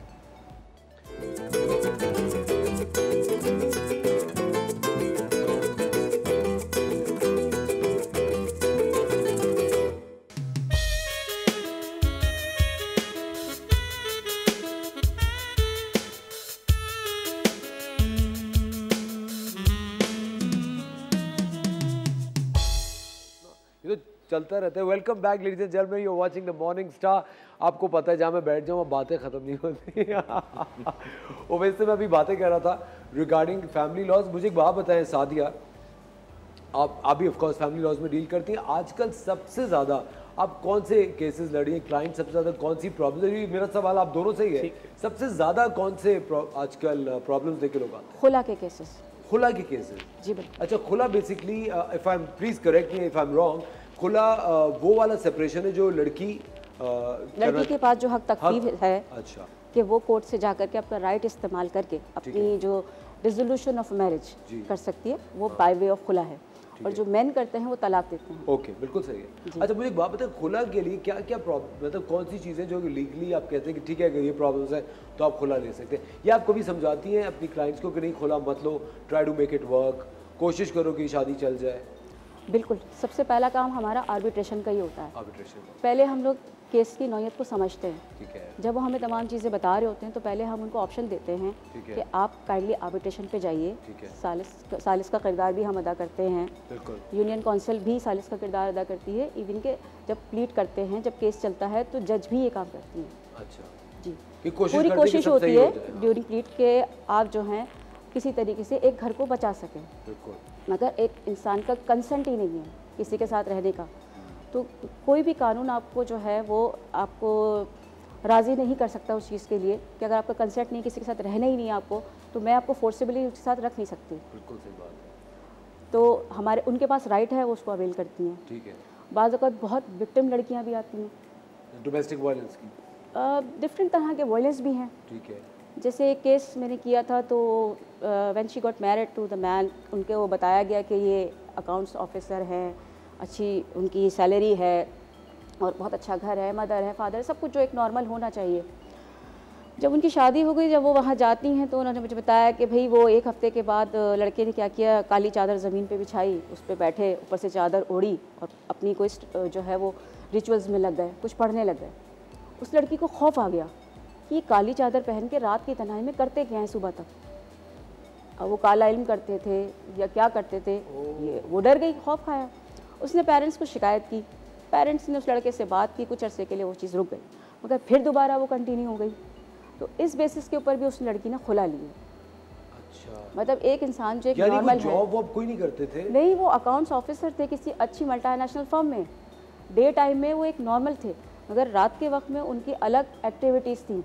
उस बेसिस पे उस लड़की ने खुला फाइल की, ये भी हमारे सामने आया। तो ये तो एक जेन्युइन रीज़न आ गया। बिल्कुल जेन्युइन रीज़न है ये, डेफिनेटली। लेकिन ये कितनी अजीब सी बात है कि वो रात में ये काला इल्म वगैरह करते। सर, काले इल्म को लेके तो कोई लॉ नहीं, कोई अभी लॉ अभी इसकी इम्प्लीमेंटेशन नहीं है। दैट सी बात है, अगर वो अपना अमल कर रहा है, कुछ पढ़ रहा है, तो आप कैसे बताएंगे वो क्या पढ़ रहा है? कि वो क्या पढ़ रहा है, क्या पढ़ रहा है, वो क्या ऐसे अमल कर रहा है जिससे आपको नुकसान हो रहा है? कोई एविडेंस नहीं है उसका। एविडेंस क्या है आपके पास? सर, मैंने एक सीरियल किया था, वो इसी के ऊपर, इसी के 10 दिन बाद उसका नाम था, वो भी काले इल्म पे और ये जादू वगैरह के ऊपर था। और उसकी रिसर्च के अंदर एक इतनी एक अवेकनिंग मेरी हुई एज अ पर्सन कि ये इस तरह के लोग हैं। और मैं एक छोटा सा शॉर्ट कर रहा था, it's completely of the topic, लेकिन अब बात चलने के लिए तो मैं बता रहा हूँ। उसका एक बहुत बड़ा सीक्वेंस कब्रिस्तान में था, और वो जो गोरखन था जो कब्रें खोदता था, आप सोचिए गोरखन की तनख्वाह गवर्नमेंट की तरफ से कोई 4,000 4 से 5 4 से 5,000 रुपये, और अगर आप उसका लाइफस्टाइल देखते हैं, वो कहते हैं कि डेली रोज़ाना लोग आते हैं कि ये बच्चे की कब्र में दफना दो, ये किसी सबसे पुरानी कब्र में दफना दो, ये पुरानी उसमें दफना दो, और मुझे अफसोस ही होता है कि दिस इज़ 2022, हम कहाँ से कहाँ दुनिया पहुँच गई है और हम किन चक्रों में अभी तक लगे, अभी तक हैं, बिल्कुल। और सर आपके ख्याल से एक लॉ ऐसा होना चाहिए, लेकिन वो वही बात आ जाती है कि एविडेंस कहाँ से, एविडेंस के उसके ऊपर नहीं। हाँ, अगर कोई ऐसा अमल करते हुए जैसे आप बता रहे हैं कि ग्रेवयार्ड के अंदर कोई चीज़ कर रहा है, तो उसके ऊपर लॉ बिल्कुल एक्टिव में आ सकती है स्टेट कि भाई वो ये कर क्या रहे हो तुम। आप किसी कब्र की, एक रिसेंट केस आया था कि किसी की कब्र के ऊपर कुछ बेरमती हुई थी, उसके तहत लाहौर में जो केस था, मुझे जहाँ तक अभी याद है, तो उसके तहत उसको पनिशमेंट दी गई थी और उसको पनिश हुआ था, वो बिल्कुल था, वो ब्लैक मैजिक के उसमें था। और अच्छा, अगर घर की बात करते हैं, अगर वो घर में कोई अमल कर रहा है या वो अपना इंडिविजुअल कोई कर रहा है, तो उस पर तो आप कुछ नहीं कह सकते जब तक एविडेंस आपके पास। हमारे यहाँ एक्चुअली लैक ऑफ इंफॉर्मेशन है जी। हमारे यहाँ एजुकेशन तो ले लेते हैं कि जी हमने ये स्टडी कर लिया, हमने वो स्टडी कर लिया, मगर जो स्टडी करने से शऊर बेदार होता है वो हमारे यहाँ लैकिंग है। मेरे ख्याल से सादी उसकी एक वजह तरबियत है, मेरे ख्याल से तरबियत में वीक हो गए जी। बिल्कुल, मेरे ख्याल से वालिदैन जो है उन्होंने आईपैड्स दे दिए। सर फैमिली सिस्टम है ना, फैमिली सिस्टम। पहले दादा दादी, नाना नानी, चाचा चाची, रिस्पेक्ट होती थी उनकी। अगर वो ज्वाइंट फैमिली, कोई गूगल सिस्टम नहीं था। अगर आज भी आपकी वालदा आपको घर से निकलते हुए कहती है असफर तुम इन चीज़ों का ख्याल करना, ये चीज़ तुम्हारे साथ ऐसा ना हो जाए, और वो होती है। बिल्कुल सही। मेरी वालदा भी मुझे कहती है बेटा आज कोविड चल रहा है, जरा एहतियात करो, मास्क लेकर लगा के जाना, कुछ करना। 100%। उनकी ब्लेसिंग भी साथ होती है उनकी। आज हम उन चीज़ों को लैक कर रहे होते हैं, चिढ़ के कर रहे होते हैं, बिल्कुल चिढ़ जाते हैं कि यार क्या हो गया, इंडिपेंडेंट है। लैक हो रहा है अपब्रिंगिंग पे। पहले सारी तवज्जो होती थी कि हमारी तरबियत शर्मिंदा ना हो। आज फोकस है हमारे बच्चे PhD हैं, LLBs हैं, MBAs हैं, ठीक है, मगर वो लैक करते हैं। मेरे पास एक केस आता है, उस लड़की के फादर, बहुत शॉर्ट टर्म पीरियड की शादी थी वो, उन्होंने कहा कि बेटा मैंने इनको जो है वो वॉशिंग मशीन और ये तमाम चीज़ें दी, लड़के ने फिटिंग नहीं करवाई थी तो इनके कपड़े उसी में रह गए। अच्छा, लड़की से मैंने पूछा आपको क्या क्या वेडलॉक अराइज हुए थे, तो शी सेड कि मैंने नाश्ता बनाया था, ब्रेकफास्ट बनाया, तो जब उनको पसंद नहीं आया उन्होंने बोला अम्मी के हाथ का खाता हूँ। मैंने बोला आप इस चीज़ के लिए मेरे पास खुला के लिए आई हैं, ये कोई रीज़न्स हैं? हाँ, मगर उनके पास बाद में एक और रीज़न जो आया वो मुझे समझ में आया कि हाँ इस पर खुला हो सकती है, ठीक है, मगर ये रीज़न्स नहीं है। तो यहाँ पे कौन लैक कर रहा है? फादर भी इन्वॉल्व थे और बेटी भी थी, तो यहाँ अपब्रिंगिंग आ रही है। लेकिन साथी अब मुझे एक बात बताएं, आप एक खातून हैं, आप मुझे एक बात बताएं, आपके ख्याल से, आई think it's a very sensitive question, आपके ख्याल से शादी के बाद लड़की के वालिदैन का लड़की की ज़िंदगी में इन्वॉल्वमेंट गहरा होना चाहिए या नहीं? क्योंकि बहुत सारे केसेस में हम लोग जब अपना सर्वे करते हैं उनके अगेंस्ट जाता है, बहुत सारे केसेस में 90% अगेंस्ट जाता है। रेशियो में आपको बताऊं तो अगर आप देख रहे हैं कि लाइफ यार आप किसी के साथ जुड़े हैं, एटलीस्ट टाइम तो दें, कुछ टाइम तो, कुछ ऐसी चीज़ ना हो जिससे आपकी लाइफ अफेक्ट हो रही हो, जो आप समझते हैं अगर लाइफ अफेक्ट नहीं हो रही तो थोड़ा सा टाइम दें आप। अस जब हम इंटरनेशनली जाते हैं तो हम उनके कायदे कानून के तहत रहते हैं, हम अपने इम्पोज नहीं कर सकते इंटरनेशनली, ठीक। हमारे मदर फादर ये नहीं कह सकते बेटा आप वहाँ जा रही हैं लंदन में तो बस आप पाकिस्तान के कानून के तहत रहेंगी, नहीं, ठीक, लाइक सेम। कितनी सही बात है, हम जब दूसरे मुल्क जाते हैं तो हम तो वहाँ का कानून फॉलो करने लगते हैं, लेकिन इन लॉज पे नहीं करते। अब हम किसी के घर जा रहे हैं और हम घर जा रहे हैं, उनके अपने तरीके होंगे और जाहिर है आपने कोई रिसर्च करके अपनी बेटी वहाँ दी है। लेकिन सादिया मुझे बात बताएं, आपको क्या ऐसा लगता है आप दोनों को कि ईगोज़ हमारे यहाँ बहुत बढ़ गए हैं as human beings in general? भी हमारे यहाँ ईगो का प्रॉब्लम भी आ गया है, ट्रस्ट इश्यूज भी आ गए हैं, हमारे यहाँ साइकिक बिहेवियर्स भी बहुत आ रहे हैं, बहुत ज़्यादा आ रहे हैं। अच्छा, एक चीज़ जो हमें सवाल बहुत सुनने को मिलता है और बहुत सारे लोग इस चीज़ से अग्री भी करेंगे, पहले हम मूवीज़ में देखते थे, क्योंकि देखिए ज़्यादातर अदालत, मिलॉर्ड और ये सब मूवीज़ से हर इंसान का इंट्रोडक्शन वहाँ से होता है, एक अदालत का और एक वकील साहब का। लेकिन मुझे एक चीज़ जो जाननी है वो ये है कि जो तलाक जब होती है तो क्या एक बार, वो कहते हैं कि जब एक दफ़ा में 3 दफ़ा तलाक दे दो तो तलाक हो जाती है, कुछ लोग कहते हैं कि नहीं, वो 3 अलग सिचुएशंस हो तो तलाक होती है। अब मैं कुछ इस तरह के लोग हैं जो कि एक दफ़ा में 3 दफ़ा तलाक दे दी, फिर वो कहते हैं नहीं वो सिचुएशन थी, वो अपने फतवा ले लिया था मौलवी साहब से।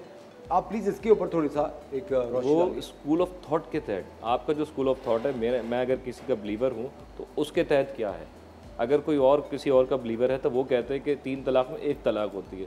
कोई और स्कूल का थॉट है तो वो कहते हैं तीनों एक साथ हो गई हैं। अब वो आप उसके जो फर्म बिलीवर है उसके तहत जो आप चलेंगे तो आपके मुताबिक अच्छा, ये आपके अकीदे पे बेस करता है, बिल्कुल किस आपके फैक्शन से आपका किस ताल्लुक फैक्शन है? से आपका ताल्लुक है, अच्छा, इसके ऊपर बेस करता सर है। क्या कभी ऐसा केस कोई आपके सामने आया है कि तलाक हो चुकी हो और वक्त बीत गया हो और फिर बाद में उनको रियलाइज हुआ कि हमसे गलती हो गई है and you know that then they want to get back together? उसमें कॉन्सेप्ट ऐसा है कि बाद में जो पता चला तो वो कैसे पता चला बाद में कि भाई ये चीज़ है, आपने कंसर्न किया जाके, फिर आप बता रहे हैं आपने मुफ्ती से फतवा लिया, उन्होंने कहा भाई आप एट द टाइम ऑफ उस टाइम पे आपका निकाह, आपको गलती हो गई थी, आपको पता नहीं था, तो लिहाजा अब जो है आपकी खुला हो गई। उसमें फिर एक कॉन्सेप्ट आता है हलाला का सिस्टम। सर खुला के बाद तो हलाला मेरे ख्याल से जाए नहीं, खुला के बाद नहीं, खुला के बाद मैरिज की बात कर रहा हूँ, मैरिज की खुला डिवोर्स के बाद, डिवोर्स के बाद खुला हो सकता है, खुला के डिवोर्स के बाद हलाला हो सकता है, लेकिन तलाक खुला के के बाद बाद खुला जो है जब तक इम्पोज नहीं हो रही, एक खुला वहाँ से ग्रांट हो गई, जब तक आप यूनियन काउंसिल में जाके उसको जमा नहीं कर रहे, उस डिग्री को लेके आप यूनियन काउंसिल में जाएं, 90 डेज का उसका प्रोसीजर है, वो अडॉप्ट करेंगे, फिर वो आपको एक सर्टिफिकेट दे देगी खुला जो है वो इम्पोज हो गई है। तो वो 90 डेज जो हैं उसके बाद भी आप रिकन्सिलेशन उसके दरमियान आप कर सकते हैं। 90 डेज में रिकन्सिलिएशन? हाँ, रिकन्सिलेशन उस 90 डेज के अंदर आप कर सकते हैं। ठीक है, और अगर 91 डेज हो गए तो इट्स कंप्लीट, वहाँ से सर्टिफिकेट अगर इशू हो गया आपको एक तरफ कि भाई डिवोर्स हो गई है आपकी एज पर the decision of the court, वो खुला ग्रांट हो गई, तलाक होगी उसमें। अच्छा, और उसके बाद फिर साथ रहने का कोई रास्ता नहीं, कोई रास्ता नहीं। अब उसमें ये है कि एक तरफा फैसला ना हो, शौहर की नॉलेज में हो, ठीक है, एक्स पार्टी ना हो वो, ठीक है, अगर उसकी नॉलेज में है, एज पर मैं इस्लामिक उसमें बता रहा हूँ कि अगर उसकी नॉलेज में है खुला वो ले लेती है तो वो तो हो गई है। एक्स पार्टी में एक तरफा में जाती है तो उसकी कोई वो ले तो लेते हैं, मगर आगे अगर हम इस्लामिक उसमें जाते हैं तो बहुत सारे चीज़ें उसमें निकल के आती हैं कि यार ये फ्लॉज हैं। अच्छा सादिया, कोई ऐसा केस आपकी नज़र से गुजरा हो जो कि आपको लगता हो कि बिल्कुल ही बेकार बात पे आप लोग अपनी शादी ख़त्म कर दें? जी बिल्कुल, अभी रिसेंटली एचपीएल में बहुत अच्छे ऑर्गेनाइजेशन में थी, मैनेजर थी, उनकी मंगनी हुई, लड़का ओमान से आया, मंगनी हुई, बातचीत हुई, सब आप 3 महीने बात कर रही हैं और आप एक अच्छी एजुकेटेड पर्सनल हैं, एक अच्छी जगह काम कर रही हैं और वो भी बाहर हैं, तो आप दोनों की अंडरस्टैंडिंग डेवलप हो जानी चाहिए थी। शादी के 1 महीने के बाद खुला फाइल हो रही है। अब खुला किस बात पे फाइल हो रही है कि जी आपको तो पता था कि मैं काम वाम तो नहीं करती, आपकी अम्मी मुझे कह रही हैं कि काम करो, खाना पकाओ। What is this nonsense? ये कोई रीज़न है? अच्छा जी, आपके घर में जो है ना मुझसे मिसबिहेव किया जा रहा है, मिसकंडक्ट किया जा रहा है, आप फिर उसके बाद और एलिगेशंस निकलते चले गए। अभी थोड़ी देर पहले अखबारों में और एक टेलीविज़न में मैं खबर सुन रहा था और मेरे ख्याल से आप लोगों की भी नज़र से गुजरी होगी कि एक शौहर थे, वो अपनी वाइफ को बड़ा ख्याल रखते हैं, खाना भी पकाते हैं, वॉशिंग मशीन में कपड़े भी धो रहे थे, वो खरीदते तो उनको तलाक चाहिए कि मुझे इस तरह का शौहर नहीं चाहिए। तो ये एक नहीं, इसमें तो ये हुआ ना कि उन्होंने दूसरे एलिगेशंस भी लगाए जिससे कोर्ट इस चीज़ों को नहीं मानती। लेकिन सादिया वैसा मुझे एक बात बताएं, क्या आपके ख्याल से अरेंज मैरिज का जो कॉन्सेप्ट है वो बेहतर है एक अंडरस्टैंडिंग लव मैरिज से, या आपके ख्याल से एक अंडरस्टैंडिंग दोस्ती के बाद शादी होनी चाहिए? देखिए, दोनों मैरिजेस अपनी जगह जब सही होंगी जब दोनों का कंसेंट होगा। कंसेंट होगा, ठीक है, कंसेंट इज मतलब नेसेसरी। बिल्कुल। सेकेंडली, दोनों बाशऊर हो। नॉलेज उनको कि शादी जो हम कर रहे हैं क्यों कर रहे हैं, उसका मकसद क्या है शादी करने का। हमारे यहाँ सॉरी टू से मंगनी हो रही है, मेहंदी हो रही है, ब्राइड हैं वो इतनी फोकस कर रही हैं कपड़ों पे, इस पे, उस पे, मेकअप पे, तमाम चीज़ों पे, मगर किसी को भी ये नहीं होता कि उसकी काउंसलिंग की जाए। आप अगले घर जा रही हैं, निकाहनामा उसको बैठ के पढ़ाया जाए कि निकाहनामा है क्या, आपके राइट्स हैं क्या, आपने किसी घर जाना है तो क्या बिहेवियरल आपने रखना है उनके साथ, किस तरह। और दूसरा, माँ बाप को भी चाहिए कि वो तमाम जो है उनको शऊर दे। अगर इस लड़की के पास शऊर ही नहीं है, वो समझ रही है बस शादी हो गई, एक फैंटेसी वर्ल्ड हो गया, मैं जाऊँगी वहाँ तो मुझे सलमान खान, शाहरुख खान इस तरह मिलेगा और मेरी लाइफ बहुत अच्छी होगी। आप मेरा नाम भी ले सकती थी। हाँ, असफर रहमान भी मिलेंगे। मेरा मूवी नहीं, वो आपने ड्रामा जो किया ना वहाँ थोड़ा सा इशू आता है कि रात को ही अमल याद कर रहा हूँ। Thank you so much Uwais, thank you, बहुत बहुत शुक्रिया सादिया, बहुत शुक्रिया। हम लोग एक और सेशन करेंगे, इसी का एक्सटेंडेड सेशन होगा थोड़ा सा, लेकिन अभी चूंकि I have just started the morning Star, मैं चाहता हूँ एक इंट्रोडक्शन मेरी टीम से, जैसे कि आप दोनों एक होती रहे, लोगों को एक इंसाइट मिलती रहे। बहुत बहुत शुक्रिया आने का Sadia and Uwais, both of you. आप हाई कोर्ट के लॉयर्स हैं, बड़ी मुश्किल से टाइम निकालते हैं, हम इनके बहुत शुक्रगुजार हैं कि ये आप लोगों के लिए अपना वक्त निकालते हैं। एक बहुत पते की बात मैं आप सबसे कहना चाहूँगा, उन वालदैन से कहना चाहूँगा जो हमारा शो देख रहे हैं, उन यंग स्टूडेंट से कहना चाहूँगा जो देख रहे हैं, उन यंग प्रोफेशनल्स से मैं कहना चाहूँगा शादी उस वक्त करें जब आप शादी के लिए मेंटली तैयार हो। शादी उससे करें जिसके साथ आप शादी करना चाहते हैं। अम्मी कह रही हैं, अब्बू कह रहे हैं कर लो, उम्र हो गई है, फिर कौन मिलेगा, फिर कौन करेगी, फिर कौन आएगा, ये सारे फजूल सवाल है। दो लोगों ने ज़िंदगी गुजारनी होती है। जो दो की प्लेयर्स हैं उनको गेम का भी पता होना चाहिए, उनको दोनों का स्ट्रेंथ, वीकनेसेस, ह्यूमर, चॉइसेस सब पता तो होनी चाहिए। हमारे यहाँ 90% फैमिलीज क्या करती हैं, ये सही है, ये गलत है, ये जायज़ है, ये नाजायज़ है, तुम लोग बस शादी करके उसको शादी में डाल दो। इस तरह नहीं होता। एक अंडरस्टैंडिंग, एक बातचीत करना, हमारा मज़हब भी कहता है एक दूसरे की मर्ज़ी ज़रूर जानिए। शादी करने से पहले आपको अपनी बेटी की, अपने बेटे की मर्ज़ी जाननी है। और अगर आपकी औलाद शादी के लिए मेंटली रेडी नहीं है, वो अपना करियर बनाना चाहती है, तालीम हासिल करना चाहती है, तो ये उनका भरपूर हक़ है, उन्हें वो करने दें। उनकी शादी उनके वक्त पे होनी चाहिए जब वो चाहते हैं। Don't push your children into marriages जब वो नहीं चाहते। और जब शादी हो जाए तो फिर अपने अंदर थोड़ा सा आप कंपैशन पैदा कीजिए, थोड़ा सा पीस पैदा कीजिए, थोड़ा सा टॉलरेंस पैदा कीजिए। जिस तरह सादिया ने 1 लाख रुपए की बात की है कि जब हम दूसरी कंट्री जाते हैं तो वहाँ के लॉज तो फ़ौरन अपना लेते हैं, ससुरालियों में जाके हम लॉज क्यों नहीं अपनाते। और ये चीज़ एक ऐड ऑन करना चाहूँगी कि पेरेंट्स को भी चाहिए कि वो अगर काउंसलिंग कर रहे हैं अपनी बेटी की तो दूर से विजिलेंस भी रखें, दूर से विजिलेंस रखें कि उनके साथ इंटरफेरेंस ना करें, बट विजिलेंस रखें, इंटरफेरेंस ना करें। Very nice. तो जितने भी पेरेंट्स हैं वो अपने बच्चों की लाइफ में विजिलेंस रखें, इंटरफेरेंस ना करें। और ये जो मैं कह रहा था ना कि जब दूसरे मुल्क जाके, जिस तरह सादिया ने कहा दूसरे मुल्क जाके वहाँ के लॉज अपनाते हैं, ये लड़का लड़की दोनों के लिए मैं कह रहा हूँ कि लड़के को भी अपने इन लॉज के साथ वैसे ही रहना चाहिए जिस तरह लड़कियाँ अपने इन लॉज के साथ रहती हैं। इस नोट पे, इस प्रोग्रेसिव नोट पे आज का शो हम ख़त्म करते हैं। अपना बहुत ख्याल रखिएगा। Thank you once again Sadia and Uwais for joining us. Thank you very much for watching the show ladies and gentleman. कल फिर आपके साथ होंगे एक नए शो, एक नई उम्मीद और एक नए जज्बे के साथ। You are watching the morning Star. अपना ख्याल रखिएगा।